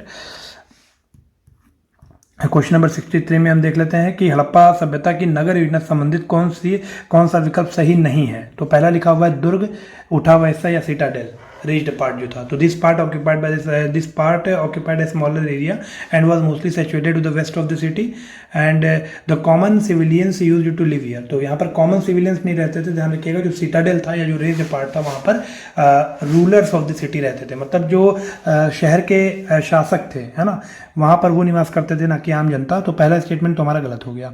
दूसरे स्टेटमेंट की अगर हम बात करें तो निचला स्थल या लोअर पार्ट जो था, स्ट्रीट से here were started from north and cut each other at right angle. तो जो गलियां थी वो एक दूसरे के 90 अंश के कोण पर काटती थी। दूसरा स्टेटमेंट हमारा बिल्कुल सही है। तो आपको देखिए नॉट करेक्ट ही ढूंढना था, है ना, इनकरेक्ट ऑप्शन ही चूज करना था। पहला इनकरेक्ट ही हमारा उत्तर हो जाएगा, बाकी सारे ऑप्शन यहाँ पर करेक्ट लिखे हुए हैं with respect to the Harappan sites और हड़प्पन प्लेसेस। अगला क्वेश्चन नंबर 64, सही विकल्प का आपको यहाँ पर चयन करना है। पहला स्टेटमेंट है कि ईरान के पास स्थित अलादीनों से बहुत से हार प्राप्त हुए हैं, जो कि सोने, चांदी, कार्नेलियन और अन्य कीमती पत्थरों से बने हुए थे। तो पहला स्टेटमेंट आप कह सकते हैं कि अलादीनो नियर ईरान के पास कह रहा है, ईरान के पास स्थित अलादीनो, ये गलत है, क्योंकि जो अलादीनो है ये कराची के पास स्थित है, ना कि ईरान के पास। और कराची कहाँ पर है? तो आप सभी को पता है, पाकिस्तान में। ठीक है, तो पहला स्टेटमेंट हमारा यहाँ पर गलत हो गया। दूसरा स्टेटमेंट कहता है कि Harappans were familiar with the metals like copper, bronze, gold and use them frequently but they were not familiar with the silver metal. ध्यान रखिएगा, जो हड़प्पा के निवासी थे या जो हड़प्पावासी थे वो तांबा, कांसा, सोना और चांदी, इन सभी धातुओं से परिचित थे। अगर वो किसी धातु से परिचित नहीं थे तो वो था लोहा। ध्यान रखिएगा, आयरन से फैमिलियर वो नहीं थे। ठीक है, तो दूसरा स्टेटमेंट हमारा यहाँ पर गलत हो गया है। तो पहला स्टेटमेंट भी गलत है, दूसरा भी गलत है। तीसरे की बात कर लेते हैं। तीसरा कह रहा है कि in Harappan civilisation the number of bronze made artefacts were far greater than the pure copper artefact. तो ध्यान रखिएगा, जो हड़प्पा सभ्यता में मिश्रित कांसे की कलाकृतियां थी उनकी संख्या कम थी विद रिस्पेक्ट टू द जो शुद्ध तांबे की कलाकृतियां थी उनसे। मतलब प्योर कॉपर की जो कलाकृतियां थी वो ज़्यादा थी in comparison to the alloyed bronze metals और अलॉयड ब्रोंज आर्टिफैक्ट्स। तो यहाँ पर जो तीसरा स्टेटमेंट है वो भी हमारा गलत हो गया है। तो इस हिसाब से आप देखिए तीनों स्टेटमेंट गलत हैं, कोई सही नहीं है। तो यहाँ पर डी ऑप्शन होना चाहिए इनमें से कोई नहीं, क्योंकि आपको सही विकल्प का चयन करना था और तीनों गलत दिए गए हैं। अगला क्वेश्चन नंबर 65, कौन सा विकल्प सही नहीं है, मतलब इनकरेक्ट स्टेटमेंट का आपको चयन करना है। पहला लिखा हुआ है कि हड़प्पा की लिपि चित्रात्मक और प्रतीक चिन्हात्मक थी। हड़प्पा की लिपि दोनों ओर से लिखी जाती थी, यानी दाएं से बाएं और बाएं से दाएं, अर्थात प्रथम पंक्ति में दाएं से बाएं और फिर बाएं से दाएं की ओर, और इस प्रकार यह क्रम जारी रहता था। तो ध्यान रखिएगा, पहला स्टेटमेंट हमारा यहाँ पर बिल्कुल करेक्ट लिखा हुआ है, सही लिखा हुआ है। दूसरे अगर स्टेटमेंट की बात करें, 1700 BCE the Harappan script has been deciphered and understood completely. ध्यान रखिएगा, हड़प्पा की लिपि को आज तक सही से नहीं समझा गया है। हड़प्पन स्क्रिप्ट जो है वो आज तक पूरी तरह से डिकोड या डिसिफर्ड नहीं हो पाई हैं। तो दूसरा स्टेटमेंट तो हमारा गलत हो गया, क्योंकि यहाँ पर कंप्लीटली या पूर्ण रूप से लिख दिया गया है। तो दूसरा स्टेटमेंट गलत है, पहला सही है। आपको इनकरेक्ट स्टेटमेंट का चयन करना था, इसलिए बी ऑप्शन आपका करेक्ट हो जाएगा। ठीक है, अगला है क्वेश्चन नंबर 66। करेक्ट ऑप्शन का चयन करना है, आपको सही विकल्प का चयन करना है। मेसोपोटामिया स्थित सूसा और उर जैसे नगरों जैसे हड़प्पा की मोहरें प्राप्त हुई हैं। मतलब मेसोपोटामिया में स्थित जो सूसा और उर नगरों की जो शील हैं या जो मोहर हैं वो हड़प्पा के नगरों से प्राप्त हुई हैं। पहला स्टेटमेंट ये कहता है, जिसका मतलब ये सही है। क्यों? क्योंकि हम लोगों ने जब भी हम लोग हड़प्पन सिविलाइजेशन पढ़ते हैं तो हमें ये पता चलता है कि जो हड़प्पा के निवासी थे उनका जो ट्रेड था वो मेसोपोटामियन कल्चर से भी हुआ करता था। तो जब ट्रेड होता था तो उसमें सील का इस्तेमाल होता था, है ना, मोहरों का इस्तेमाल होता था। तो दोनों जगहों की मोहरें दोनों जगहों पर प्राप्त हुई हैं। तो पहला स्टेटमेंट तो हमारा करेक्ट है। दूसरे स्टेटमेंट की अगर हम बात करें, in Mohenjodaro a seal has been found bearing Harappan script and an image of an unicorn. Mohenjodaro से एक ऐसी मोहर प्राप्त हुई है जिस पर हड़प्पा की लिखी हुई हड़प्पन लिपि लिखी हुई है और एक गैंडे का चित्र भी बना हुआ है। तो राइनोसोरस एक्चुअली यहाँ पर होना चाहिए था। ठीक है, तो दूसरा स्टेटमेंट जो है ध्यान रखिएगा ये निपुर की बात कर रहा है। निपुर में आप कह सकते हैं कि एक ऐसी सील मिली है जिसमें हड़प्पन स्क्रिप्ट लिखी हुई है। बाकी अगर हम मोहनजोदारो की बात करेंगे तो तीसरा स्टेटमेंट उसके लिए सही होगा कि 3 बेलनाकार मोहरें हड़प्पन मोहनजोदारो से प्राप्त हुई हैं और इस प्रकार की मोहरें मेसोपोटामिया में भी पाई गई हैं। यह उन दोनों क्षेत्र के बीच व्यापारिक संबंध को दर्शाता है, जिसकी बात हम लोगों ने स्टार्टिंग में ही कर ली थी। तो दूसरा और तीसरा स्टेटमेंट जो है एक्चुअली में वो इनवर्स रिटन है ना, उल्टा लिखा हुआ है। मतलब जो निपुर का है वो मोहनजोदारो में लिखा हुआ है और जो मोहनजोदारो की विशेषताएं हैं वो निपुर में लिखी गई हैं। तो यहाँ पर केवल पहला स्टेटमेंट हमारा सही है, इसलिए ए ऑप्शन करेक्ट हो जाएगा, क्योंकि आपको करेक्ट ऑप्शन का ही चयन करना था। अगला है क्वेश्चन नंबर 67। अब यहाँ पर आपको इनकरेक्ट ऑप्शन या गलत विकल्प का चयन करना है। पहला स्टेटमेंट लिखा है कि in Harappan civilisation the measuring weights were made up of steatite only लिख गया, तो बिल्कुल ये गलत हो जाएगा। And were generally circular in shape नहीं थी। ध्यान रखिएगा, जो वहाँ पर वेट एंड मेजरमेंट से बने हुए थे वो क्यूबिकल शेप के बने हुए थे, ना कि सर्कुलर शेप के। ठीक है, तो पहला स्टेटमेंट तो हमारा पूरी तरह से गलत हो गया है, क्योंकि जो मेजरिंग वेट्स थे वो आपके स्टेटाइट के भी बने हुए थे, चर्ट के भी बने हुए थे और लाइमस्टोन के भी बने हुए थे। ठीक है, मतलब जो बांट थे, मतलब मापन के लिए जो बांट बनाए गए थे वो केवल सेलखड़ी के ही बने नहीं होते थे, वो चर्ट और लाइमस्टोन के चूना पत्थर के भी बने हुए थे। और दूसरा, उनके आकार वक्राकार नहीं था, बल्कि उनका आकार कैसा था, क्यूबिकल था। तो पहला स्टेटमेंट हमारा गलत हो गया। दूसरे स्टेटमेंट की बात करें, सौराष्ट्र और कालीबंगन में जो मनके बनाने के कारखाने हुआ करते थे, इन कारखानों में बने उत्पादों का निर्यात भी किया जाता था। तो there were bead making factories at Saurashtra and Kalibangan लिखा हुआ है, ध्यान रखिएगा दोनों ही गलत हैं। जो बीड मेकिंग फैक्ट्रीज थी वो छान उदारो और लोथल में थी, ना कि सौराष्ट्र और कालीबंगन। तो यहाँ पर ये दोनों गलत लिखे हुए हैं। यहाँ पर होना चाहिए था छान उदारो और यहाँ पर होना चाहिए था लोथल। तो इस हिसाब से दोनों स्टेटमेंट गलत हैं, आपको इनकरेक्ट का चयन करना था। सी ऑप्शन यहाँ पर करेक्ट हो जाएगा, क्योंकि दोनों ही गलत हैं। ठीक है, अगला क्वेश्चन है क्वेश्चन नंबर 68। करेक्ट ऑप्शन या सही विकल्प का आपको चयन करना है। तांबा का आयात, तो यहाँ पर लिखा हुआ है from Kolar, south India, Balochistan and Afghanistan. तो ध्यान रखिएगा, जो कॉपर है उसका इंपोर्ट किया जाता था खेतरी राजस्थान से, जो खेतरी माइंस है राजस्थान की, वहाँ से कॉपर इंपोर्ट किया जाता था, ना कि कोलार साउथ इंडिया से। ठीक है, जो कोलार माइंस हैं they are famous for the golds. ठीक है। उसके बाद जो दूसरा स्टेटमेंट है, इंपोर्ट ऑफ टिन, ये अफगानिस्तान ईरान से होता था। Import of lapis lazuli Afghanistan से होता था। इंपोर्ट ऑफ टर्टाइज ये आपका खोरसान से होता था। तो 2, 3, 4 ये तीनों सही हैं। अगर पहले स्टेटमेंट की बात करें तो इसमें कोलार साउथ इंडिया नहीं होगा, यहाँ पर होना चाहिए था खेतरी राजस्थान। पहला गलत है, 2, 3, 4 सही है। इस हिसाब से डी ऑप्शन हमारा बिल्कुल करेक्ट हो जाएगा। अगला क्वेश्चन नंबर 69। इनकरेक्ट ऑप्शन का आपको चयन करना है। कालीबंगन और लोथल से अग्नि वेदिकाएं प्राप्त हुई हैं, ठीक है। तो पहला स्टेटमेंट लिखा हुआ है जो कि गलत है। दूसरा लिखा हुआ है कालीबंगन से जुते हुए खेत के प्रमाण मिले हैं। तो यह संभवतः ऐसे खेत हैं जिन्हें लकड़ी के हल से जोता जाता था। ध्यान रखिएगा, ये भी स्टेटमेंट गलत है। सॉरी, ये भी स्टेटमेंट सही है। पहला स्टेटमेंट भी सही है, ध्यान रखिएगा। कालीबंगन और लोथल से फायर अल्तार से अग्नि वेदिकाएं प्राप्त हुई हैं, पहला सही है। दूसरा भी सही है। तीसरे की बात करें, बनावली और बहावलपुर से टेराकोटा के बने हल्के मॉडल प्रमाण मिले हैं, ये भी करेक्ट है। आपको इनकरेक्ट बताना था, सारे करेक्ट हैं, तो डी ऑप्शन आपका करेक्ट हो जाएगा, नन ऑफ द अबव, क्योंकि सारे ही करेक्ट लिखे हैं। अब ये फैक्ट जो हैं वो लगातार एग्जाम में पूछे जाते हैं, ध्यान रखिएगा।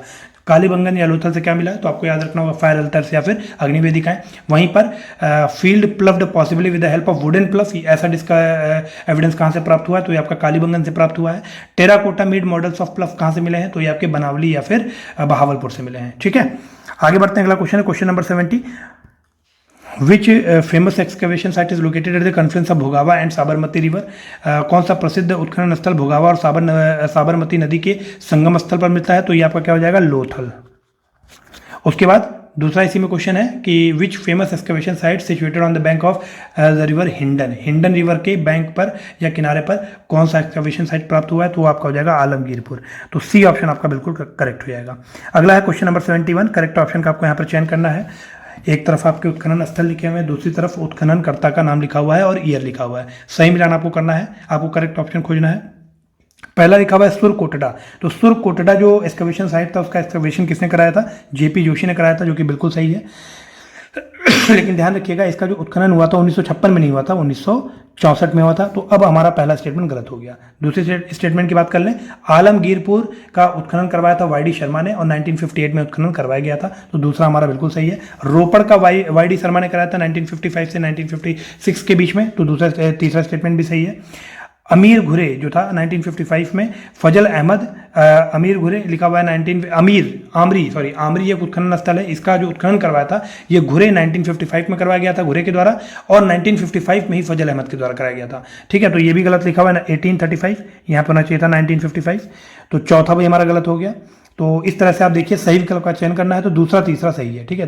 बी ऑप्शन आपका बिल्कुल करेक्ट हो जाएगा। एक बार फिर से आपको बता देते हैं, सुरकोटड़ा का उत्खनन करवाया था जेपी जोशी ने 1964 में, आलमगीरपुर वाई डी शर्मा के द्वारा 1958 में कराया गया था, रोपड़ भी वाई डी शर्मा ने कराया था 1955 से 56 के बीच में।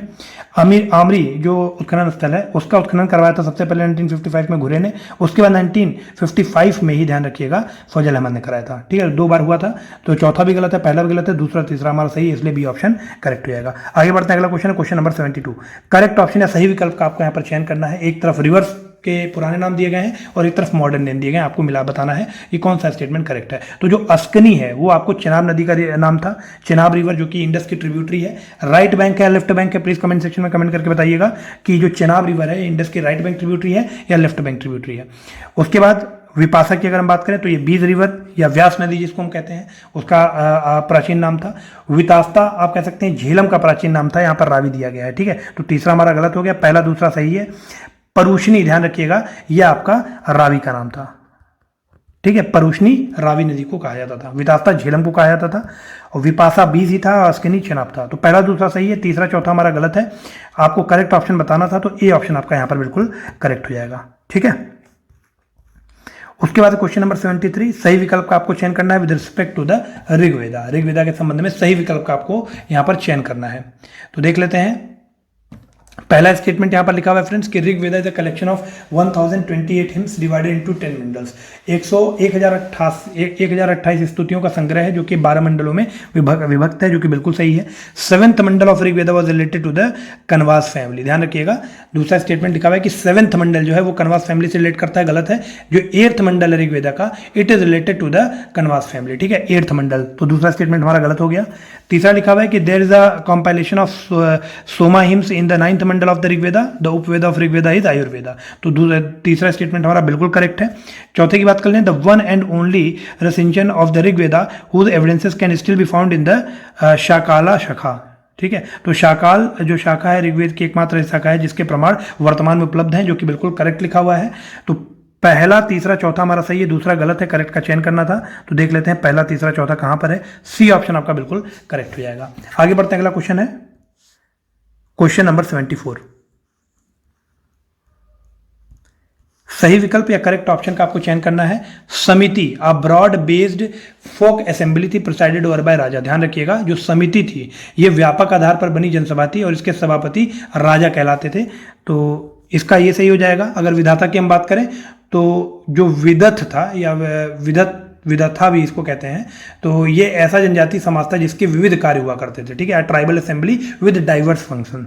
तो इसका ये हो जाएगा। और सभा के लिए सही होगा smaller body meant for elites, मतलब एक्सक्लूसिव बॉडी थी इलाइट फैमिली के लिए, मतलब जो रॉयल फैमिलीज होती थी या अभिजात्य वर्ग जो होता था, विशिष्ट संस्था ये बनाई गई थी केवल अभिजात्य वर्ग के लिए। ठीक है, जो सभा होती थी। तो इस तरह से आप कह सकते हैं कि इनमें से कोई भी सही नहीं है, तो डी वाला ऑप्शन हमारा करेक्ट हो जाएगा, नन ऑफ द एबव। आगे बढ़ते हैं, अगला क्वेश्चन है क्वेश्चन नंबर 75। ऋग्वेदा से रिलेटेड कुछ यहाँ पर टर्म, ऋग्वेदिक एज से रिलेटेड कुछ टर्म्स लिखे गए और आपको बताना है कौन सा सही है। करेक्ट ऑप्शन आपको बताना है गव्युति, ये आपका मेजर ऑफ डिस्टेंस था, दूरी मापन था, गव्युति कहा जाता था। विश कहा जाता था वंश या सामान्य जनता को, क्लैन या कॉमन पीपल को विश कहा जाता था। वहीं पर अगर हम सोमा या सुरा की बात करें तो इंटॉक्सिकेटिंग ड्रिंक्स होते थे। वैप का मतलब होता था बुआई बोना। ध्यान रखिएगा, जो वाप था वो बुआई या बुनाव कहा जाता था। वहीं पर अगर श्रीनी की बात करें तो श्रीनी यूज होता था दराती के लिए, और जो घृत था ये मक्खन के लिए यूज किया जाता था। ठीक है, तो चौथा वाला उल्टा लिखा हुआ है, श्रेणी हो जाएगा दराती, घृत हो जाएगा मक्खन, बाकी सारे सही लिखे हुए हैं। तो इसका आंसर क्या हो जाएगा, 1, 2 और 3, सी ऑप्शन हमारा करेक्ट हो जाएगा। अगला क्वेश्चन नंबर 76।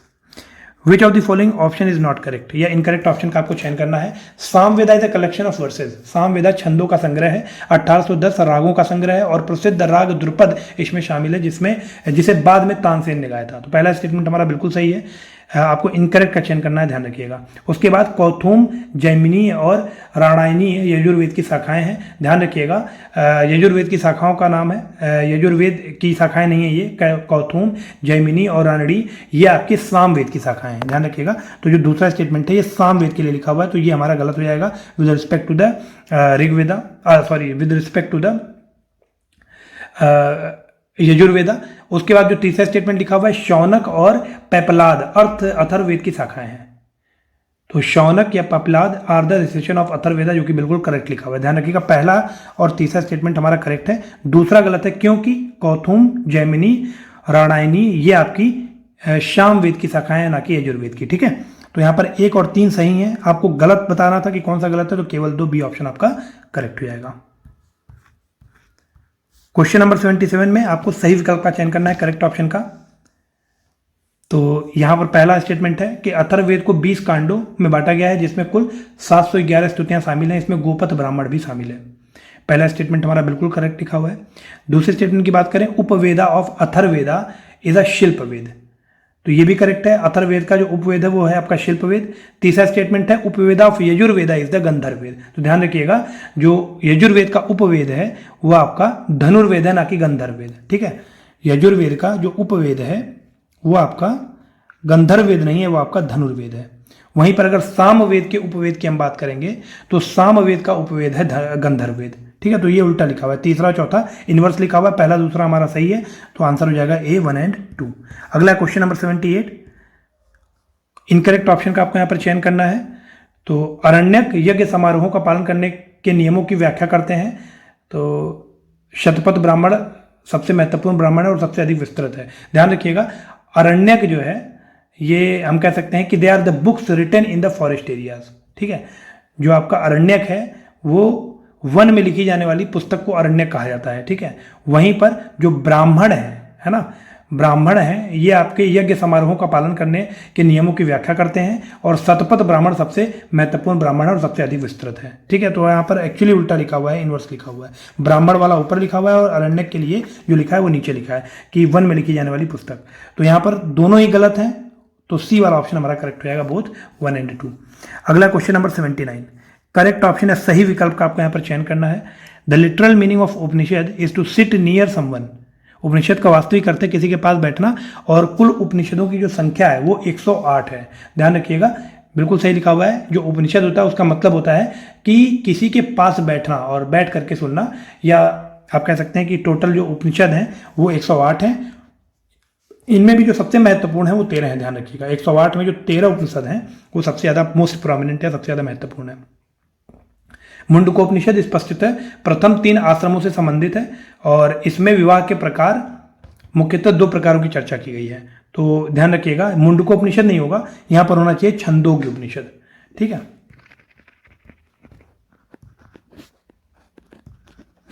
छंदोग्य उपनिषद जो है ये हम कह सकते हैं, it clearly refers to the first 3 ashrams and discuss the two types of marriage. Basically उनका नाम क्या है, अनुलोम विवाह और प्रतिलोम विवाह, अनुलोम मैरिज और प्रतिलोम मैरिज। तो यहाँ पर देखिए केवल पहला स्टेटमेंट हमारा करेक्ट है, दूसरा गलत है।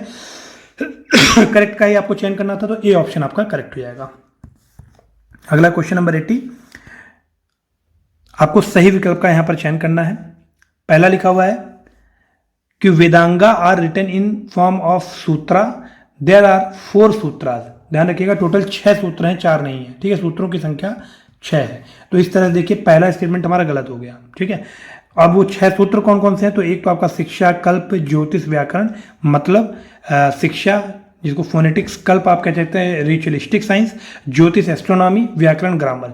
इसके अलावा निरुक्ता जिसको एटिमोलॉजी हम कह सकते हैं, और छंद जिसको हम लोग मैट्रिक्स कह सकते हैं। ये 2 और शामिल हैं, इनको मिलाकर के टोटल 6 हैं, ना कि 4।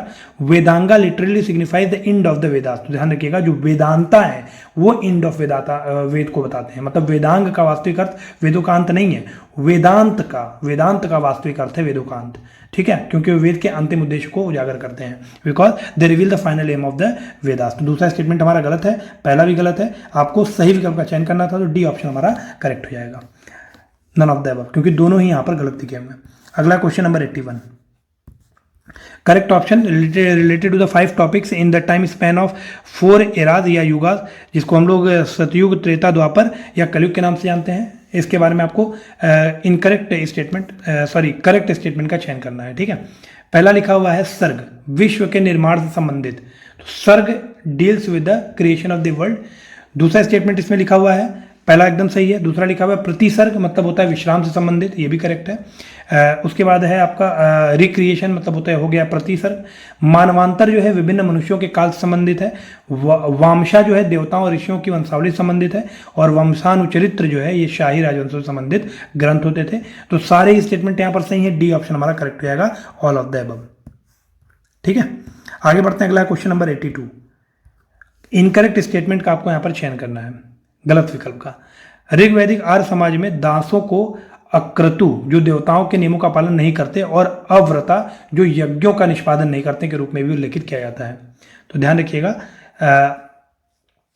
यहां पर जो दास हैं दे आर रिफर टू अव्रता, यहां पर उल्टा लिखा हुआ है। ठीक है, जो दास हैं दे आर अव्रता, और जो लोग आप कह सकते हैं कि do not obey those who do not obey the ordinances of the God, उन्हें आप कह सकते हैं कहा जाता था अक्रता। ठीक है, एक बार फिर से आप लोग देख लीजिए, थोड़ा कंफ्यूजन इसमें हो सकता है। जो ध्यान रखिएगा, अक्रता 2 वर्ड है यहाँ पे, एक है आपका अक्रता और एक है अव्रता। ठीक है, अब इसमें अव्रता का क्या मतलब हुआ, व्रत का मतलब क्या होता है? व्रत का मतलब होता है जो व्रत रखा जाता है देवी देवताओं के लिए। तो अव्रता का मतलब हो गया those who do not obey the ordinances of the God. वहीं पर अगर अक्रता की हम बात करें तो यहां पर कर्म की बात की जा रही है अक्रतु में। ठीक है, तो कर्म मतलब those who perform sacrifices, so those who do not perform sacrifices they are denoted by Akratu. ठीक है, तो ये हो जाएगा सैक्रिफाइसेस जो परफॉर्म नहीं करते थे, और ये हो जाएगा जो आपका those who do not obey the ordinances of the God. ठीक है, तो यहां पर देखिए पहला स्टेटमेंट हमारा गलत लिखा हुआ है। अक्रता क्या होगा, जो सैक्रिफाइसेस में आएगा। अव्रता क्या होगा, जो ऑर्डिनेंस ऑफ गॉड को फॉलो नहीं करते हैं। तो पहला स्टेटमेंट हमारा गलत है, ये हमारा उत्तर हो जाएगा। क्यों? क्योंकि दूसरा स्टेटमेंट बिल्कुल सही लिखा हुआ है। Many battles known as Gavishti, Gaveshana, Ghoshu और Gavyat to search for cows were fought between the Aryans and Panis. आर्यों और पणियों के बीच में हुए बहुत सारे जो युद्ध थे वो उन्हें क्या कहा जाता था, गविष्ठी, गवेषणा, गोशु या गव्यात, गायों के लिए बेसिकली युद्ध होता था। ठीक है, तो हम कह सकते हैं कि दूसरा स्टेटमेंट बिल्कुल सही लिखा हुआ है, पहला गलत है, इनकरेक्ट का ही आपको चयन करना था। तो ए ऑप्शन हमारा यहाँ पर करेक्ट हो जाएगा, जो कि है ओनली वन। अगला है क्वेश्चन नंबर 83। करेक्ट ऑप्शन का यहाँ पर आपको चयन करना है, द ऋग वैदिक society was a tribal society. तो ध्यान रखिएगा, जो ऋग वैदिक सोसाइटी थी वो एक ट्राइबल सोसाइटी, जो कि बिल्कुल सही आदिवासी समाज था। ऋग वैदिक people were not familiar with slavery, ये स्टेटमेंट गलत हो जाएगा। जो ऋग वैदिक लोग थे वो दास प्रथा से परिचित थे, ऐसा नहीं है कि वो परिचित नहीं थे। ठीक है, तो पहला स्टेटमेंट हमारा गलत है। दूसरे की बात कर लेते हैं, the only mention of 4 varnas were found in Purusha Sukta content in the 8th mandal of the Rigveda. ध्यान रखिएगा, जो पुरुष सूक्त है वो ऋग्वेद के 10वें मंडल में है, ना कि 8वें, है ना। यहाँ पे 8वां मंडल नहीं होना चाहिए, यहाँ पर होना चाहिए 10वां मंडल, 10th मंडल, है ना। पुरुष सूक्त जिसको आप कह सकते हैं वर्ण व्यवस्था की जो शुरुआत की गई थी, पुरुष सूक्त में मेंशन है। और पुरुष सूक्त कहां पर मिलता है, ऋग्वेद के 10वें मंडल में। तो दूसरा स्टेटमेंट जो हमारा वो गलत हो गया। पहला स्टेटमेंट भी हमारा गलत है, क्यों? क्योंकि जो ऋग्वेदिक पीपल थे they are familiar with the slavery, और दास प्रथा से परिचित थे। तीसरे स्टेटमेंट को देख लेते हैं। तीसरा स्टेटमेंट यहां पर कह रहा है कि Aryan tribes were called janas, जो कि बिल्कुल सही है। And their chief was known as Gopati, ये भी करेक्ट है। And the chief queen was called as Mahishi, जो चीफ था उसे गोपति कहते थे और जो क्वीन थी उसे महिषी के नाम से जाना जाता था। ठीक है, तो तीसरा स्टेटमेंट हमारा बिल्कुल करेक्ट है, पहला दूसरा गलत है। सी ऑप्शन हमारा करेक्ट हो जाएगा, क्योंकि आपको सही विकल्प का यहाँ पर चयन करना था। अगला क्वेश्चन है question number 84। Which deity was known as Purandar, destroyer of forts. Purandar या किलों को तोड़ने वाला और व्रत वाहन, अराजकता का अंत करने वाला के नाम से किस देवता को जाना जाता था? तो ये आपका था इंद्र। इंद्र के बारे में बात की जा रही है। ऋग्वेद के 3रे मंडल का प्रसिद्ध गायत्री मंत्र किस देवी से संबंधित है? तो ये आपका सावित्री देवी से संबंधित है। ठीक है, तो डी ऑप्शन आपका बिल्कुल करेक्ट हो जाएगा। अगला क्वेश्चन नंबर 85। करेक्ट ऑप्शन या सही विकल्प का आपको चयन करना है। डॉक्ट्राइन ऑफ त्रिमूर्ति, त्रिमूर्ति का सिद्धांत जो है ये आपका कहां मिलता है? मैत्रेयानी उपनिषद में मिलता है, जो कि बिल्कुल सही है। Mention of the great flood, भीषण बाढ़ का उल्लेख शतपथ ब्राह्मण में किया गया है, तो ये स्टेटमेंट भी आपका बिल्कुल करेक्ट है। The precedence of Kshatriya over Brahmanas, Aitareya ब्राह्मण में बताया गया है कि जो क्षत्रिय था उनका ब्राह्मणों पर प्रभुत्व होता था। ठीक है, तो ऐतरेय ब्राह्मण में जो बात कही गई ये भी करेक्ट है, मतलब ये स्टेटमेंट भी करेक्ट लिखा हुआ है। चौथा स्टेटमेंट लिखा है कि 4 आश्रम जो थे, ब्रह्मचर्य, गृहस्थ, वनाप्रास्थ और संन्यास, है ना, इनका उल्लेख वृहद अरण्यक उपनिषद में मिलता है, जो कि बिल्कुल गलत है। ध्यान रखिएगा, इनका उल्लेख जबाला उपनिषद में मिलता है। ठीक है, जो आपके 4 आश्रम थे, ब्राह्मण जो 4 आश्रम थे, ब्रह्मचर्य, गृहस्थ, वनाप्रास्थ और संन्यास, इनका उल्लेख जबाला उपनिषद में मिलता है, ना कि बृहद आरण्यक उपनिषद में। ठीक है, तो चौथा गलत है, पहला दूसरा तीसरा हमारा सही है, बी ऑप्शन। अगला क्वेश्चन है friends, question number 86। Which of the following option is not correct? Incorrect option आपको बताना है। Saryu river divided the coastal state into 2 part, northern parts capital Kushavati and southern part capital Shravasti. तो यहाँ पर ये स्टेटमेंट गलत लिखा हुआ है, क्यों? क्योंकि नॉर्दर्न पार्ट की कैपिटल श्रावस्ती हुआ करती थी और सदर्न पार्ट की कैपिटल थी आपकी कुशावती। ठीक है, तो आप कह सकते हैं इनवर्स लिखा हुआ है। उसके बाद अगर दूसरे स्टेटमेंट की बात करें, Lord Buddha took his last meal and was fell ill at Kushinagar, तो ये गलत लिखा हुआ है। लॉर्ड बुद्धा या भगवान बुद्ध ने अपना अंतिम भोजन पावा में किया था, ध्यान रखिएगा, पावा में, और महापरिनिर्वाण उन्होंने अटेंड किया था कुशीनगर में या कुशीनारा में। ठीक है, तो दूसरा भी गलत है, पहला भी गलत है, और आपको इनकरेक्ट बताना था, तो सी ऑप्शन हमारा करेक्ट हो जाएगा, बोथ 1 and 2। अगला है क्वेश्चन नंबर 87। करेक्ट ऑप्शन का आपको यहां पर चयन करना है। वजी स्टेट की जो राजधानी थी वो आपकी वैशाली थी, और फाउंडर का नाम था चेतक, जो कि बिल्कुल सही है। चेती और चेदी स्टेट, ये आप कह सकते हैं बुंदेलखंड, सेंट्रल इंडिया में बुंदेलखंड का ईस्टर्न पार्ट या पूर्वी हिस्सा था चेती या चेदी स्टेट। ठीक है, तो इसकी कैपिटल थी आपकी सोथितवती नगर, और इसके फाउंडर का नाम था शिशुपाल, जो कि बिल्कुल सही है। तीसरा स्टेटमेंट लिखा हुआ है कि मत्स्य स्टेट विराट नगर, जो कि कैपिटल थी इसकी, और फाउंडर का नाम लिखा है प्रद्योत। तो प्रद्योत इसके फाउंडर का नाम नहीं था, इसके फाउंडर का नाम था विराट। ध्यान रखिएगा, जो मत्स्य स्टेट था उसके फाउंडर का नाम था विराटा, और इन्हीं के नाम पर था विराटा नगर कैपिटल थी, जो कि मत्स्य स्टेट की। मत्स्य स्टेट आप कह सकते हैं जयपुर, अलवर और भरतपुर राजस्थान, जयपुर, अलवर और भरतपुर राजस्थान, इन जगहों पर मत्स्य स्टेट फैला हुआ था। तो इस हिसाब से आप देखिए, तीसरा गलत है, पहला दूसरा सही है, तो ए ऑप्शन हमारा करेक्ट हो जाएगा। अगला क्वेश्चन नंबर 88। इनकरेक्ट ऑप्शन का आपको चयन करना है। वत्स राज्य का राजा प्रसेनजित 3 संस्कृत नाटकों भास के स्वप्न, वासदत्त, हर्ष के प्रियदर्शिका और रत्नावली का नायक था, जो कि गलत है। वत्स राज्य का राजा उड्डयन, ध्यान रखिएगा उड्डयन की बात हो रही है यहाँ पे, ना कि प्रसेनजित। तो पहला स्टेटमेंट हमारा गलत हो गया। दूसरा लिखा हुआ है famous city of Kannauj was situated in the kingdom of Avanti. तो ध्यान रखिएगा जो कन्नौज था वो अवंती में नहीं अवंती में स्थित नहीं था, जबकि बल्कि पांचाल में स्थित था। ठीक है, और आप कह सकते हैं पांचाल राज्य की उत्तरी भारत की राजधानी अहिच्छत्र नहीं थी, वो आपका कह सकते हैं काम्पिल्य थी, सॉरी वो अहिच्छत्र थी, और दक्षिणी भारत की जो राजधानी थी वो आपकी काम्पिल्य थी। ठीक है, तो यहाँ पर अवंती नहीं होना चाहिए, यहाँ पर पांचाल होना चाहिए था। तो दोनों स्टेटमेंट हमारे गलत हैं। इनकरेक्ट स्टेटमेंट का आपको चयन करना था, तो सी ऑप्शन आपका करेक्ट हो जाएगा, दोनों 1 और 2। अगला क्वेश्चन नंबर 89, सही विकल्प का आपको यहां पर चयन करना है। The Kuru was only mahajanapada situated to the south of Vindhyan range mainly at Dakshinapatha. तो स्टेटमेंट ये गलत है, क्यों? क्योंकि यहां पर असाका या अश्वाका राज्य की बात की जा रही है। अशाका या Ashvaka was the only mahajanapada which is situated to the south of Vindhyan range.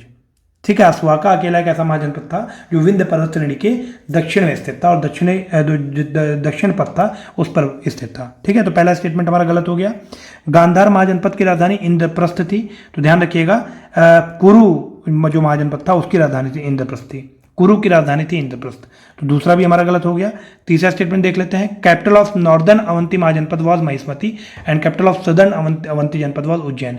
तो एक्चुअली ये उल्टा लिखा हुआ है। उत्तरी अवंती महाजनपद की जो कैपिटल थी, राजधानी थी, वो उज्जैन थी, और दक्षिणी अवंती महाजनपद की जो राजधानी थी वो महिष्मती थी।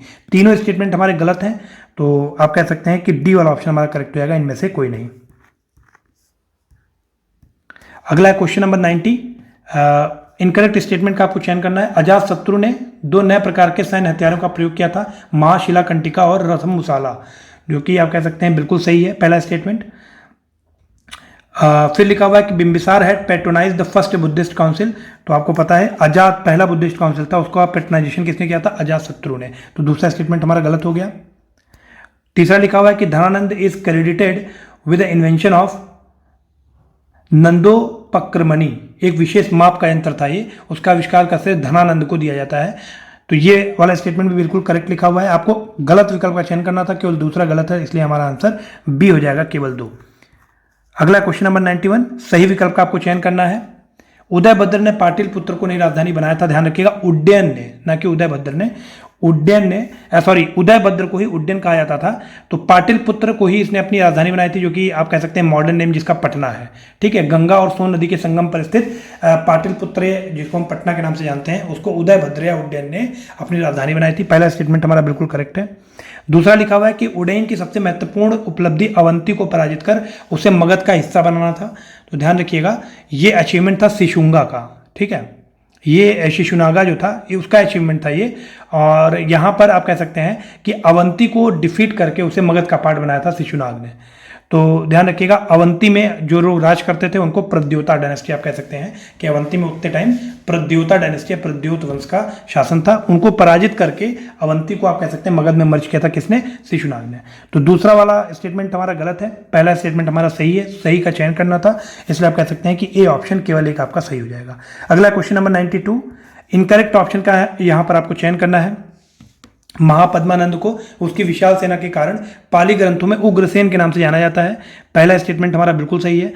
कालाशोक के शासनकाल में वैशाली में द्वितीय बौद्ध संगीत का आयोजन किया गया था, जो कि बिल्कुल करेक्ट है।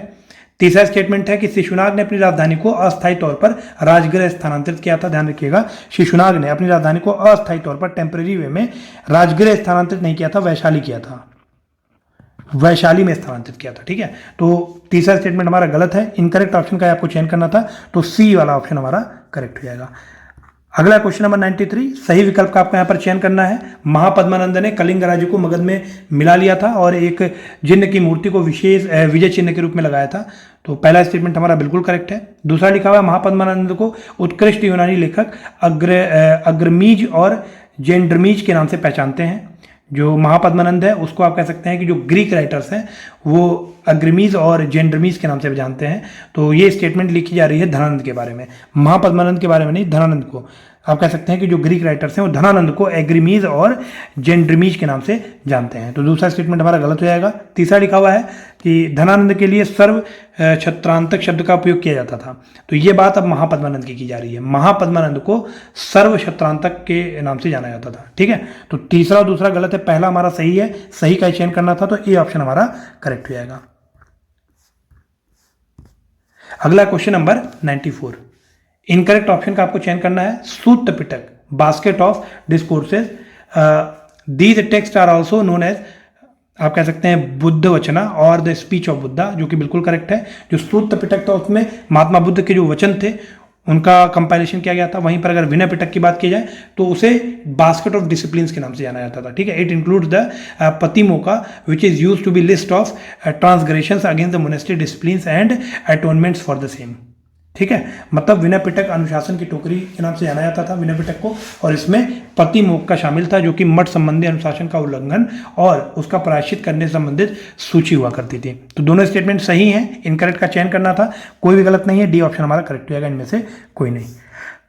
अगला क्वेश्चन नंबर 95, सूत पिटक 5 निकायों से मिलकर के बना था, सही विकल्प का आपको चयन करना है। तो दीर्घ निकाय लिखा है मध्यम लंबाई के प्रवचनों का संग्रह, गलत है, ध्यान रखिएगा, लंबे प्रवचनों के संग्रह को दीर्घ निकाय कहा जाता था। मध्यम निकाय जो था ये आप कह सकते हैं कि जो मीडियम लेंथ के डिस्कोर्सेस थे उनका कलेक्शन था, उनका संग्रह था। ठीक है, जो मध्यम लंबाई के प्रवचन थे उनका संग्रह था मध्यम निकाय। वहीं पर अगर संयुक्त निकाय की बात करें तो संयुक्त निकाय आप कह सकते हैं they are the collection of kindred verses, आत्मीय उक्तियों का संग्रह था समुच्चय निकाय। और अंगुत्तर निकाय जो था यह हम कह सकते हैं कि संख्या के अनुसार क्रम में लिखे प्रवचनों का संग्रह था। ठीक है, तो तीसरा चौथा हमारा बिल्कुल करेक्ट लिखा हुआ है। वहीं पर अगर खुद्दक निकाय की हम बात करें तो सूक्ष्म उक्तियों का संग्रह था खुद्दक निकाय। ठीक है, स्मॉलर कलेक्शन ऑफ वर्सेस। तो तीसरा चौथा पांचवा हमारा करेक्ट है, पहला दूसरा गलत है, सही विकल्प का आपको चयन करना था। तो इस हिसाब से सी वाला ऑप्शन हमारा करेक्ट हो जाएगा। ठीक है, सी ऑप्शन हमारा करेक्ट हो जाएगा, 3, 4 और 5। अगला क्वेश्चन नंबर 96, करेक्ट ऑप्शन, सही विकल्प का आपको यहां पर चयन करना है। To the key words of Buddhism, Buddhism के कुछ वर्ड्स लिखे हुए हैं जैसे चैत्य। चैत्य होते थे prayer hall for the Monks, सन्यासियों के लिए प्रार्थना कक्ष। ठीक है, चैत्य था सन्यासियों के लिए प्रार्थना कक्ष। उपोसथा आप कह सकते हैं they are the ceremony held on the full moon and new moon occasion, पूर्णिमा और अमावस्या के अवसर पर होने वाले समारोह को उपोस्था कहा जाता था। वहीं पर अगर शक्र की बात करें तो ये आप कह सकते हैं कि भगवान इंद्र को इससे डिनोट किया जाता था, लॉर्ड इंद्रा को। ठीक है, तो कोई भी सही नहीं है, तो none of the above, D option आपका करेक्ट हो जाएगा। अगला क्वेश्चन नंबर 97, इनकरेक्ट ऑप्शन का चयन करना है। द्वितीय बौद्ध संगीत में बुद्ध की शिक्षाएं 3 श्रेणियों या टोकरियों पिटक में विभाजित हुई थी, उपदेश, अनुशासन और उच्च ज्ञान। ध्यान रखिएगा, जो उपदेश, अनुशासन और उच्च ज्ञान था ये विभाजन हुआ था फर्स्ट बुद्धिस्ट काउंसिल में, जो पहली बुद्धिस्ट काउंसिल हुई थी, ना कि दूसरी। ठीक है, तो पहला स्टेटमेंट हमारा गलत हो जाएगा। दूसरा लिखा हुआ है Shramana, one who strive to realize the truth, जो कि बिल्कुल करेक्ट लिखा हुआ है।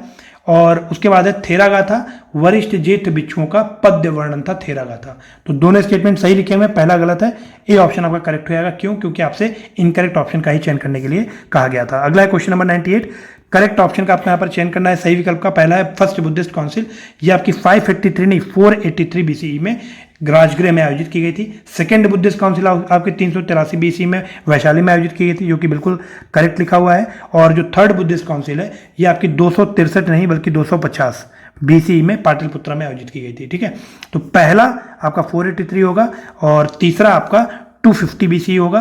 पहला तीसरा गलत है, आपको करेक्ट ऑप्शन का चयन करना था, इसलिए बी ऑप्शन हमारा करेक्ट हो जाएगा, ओनली 2।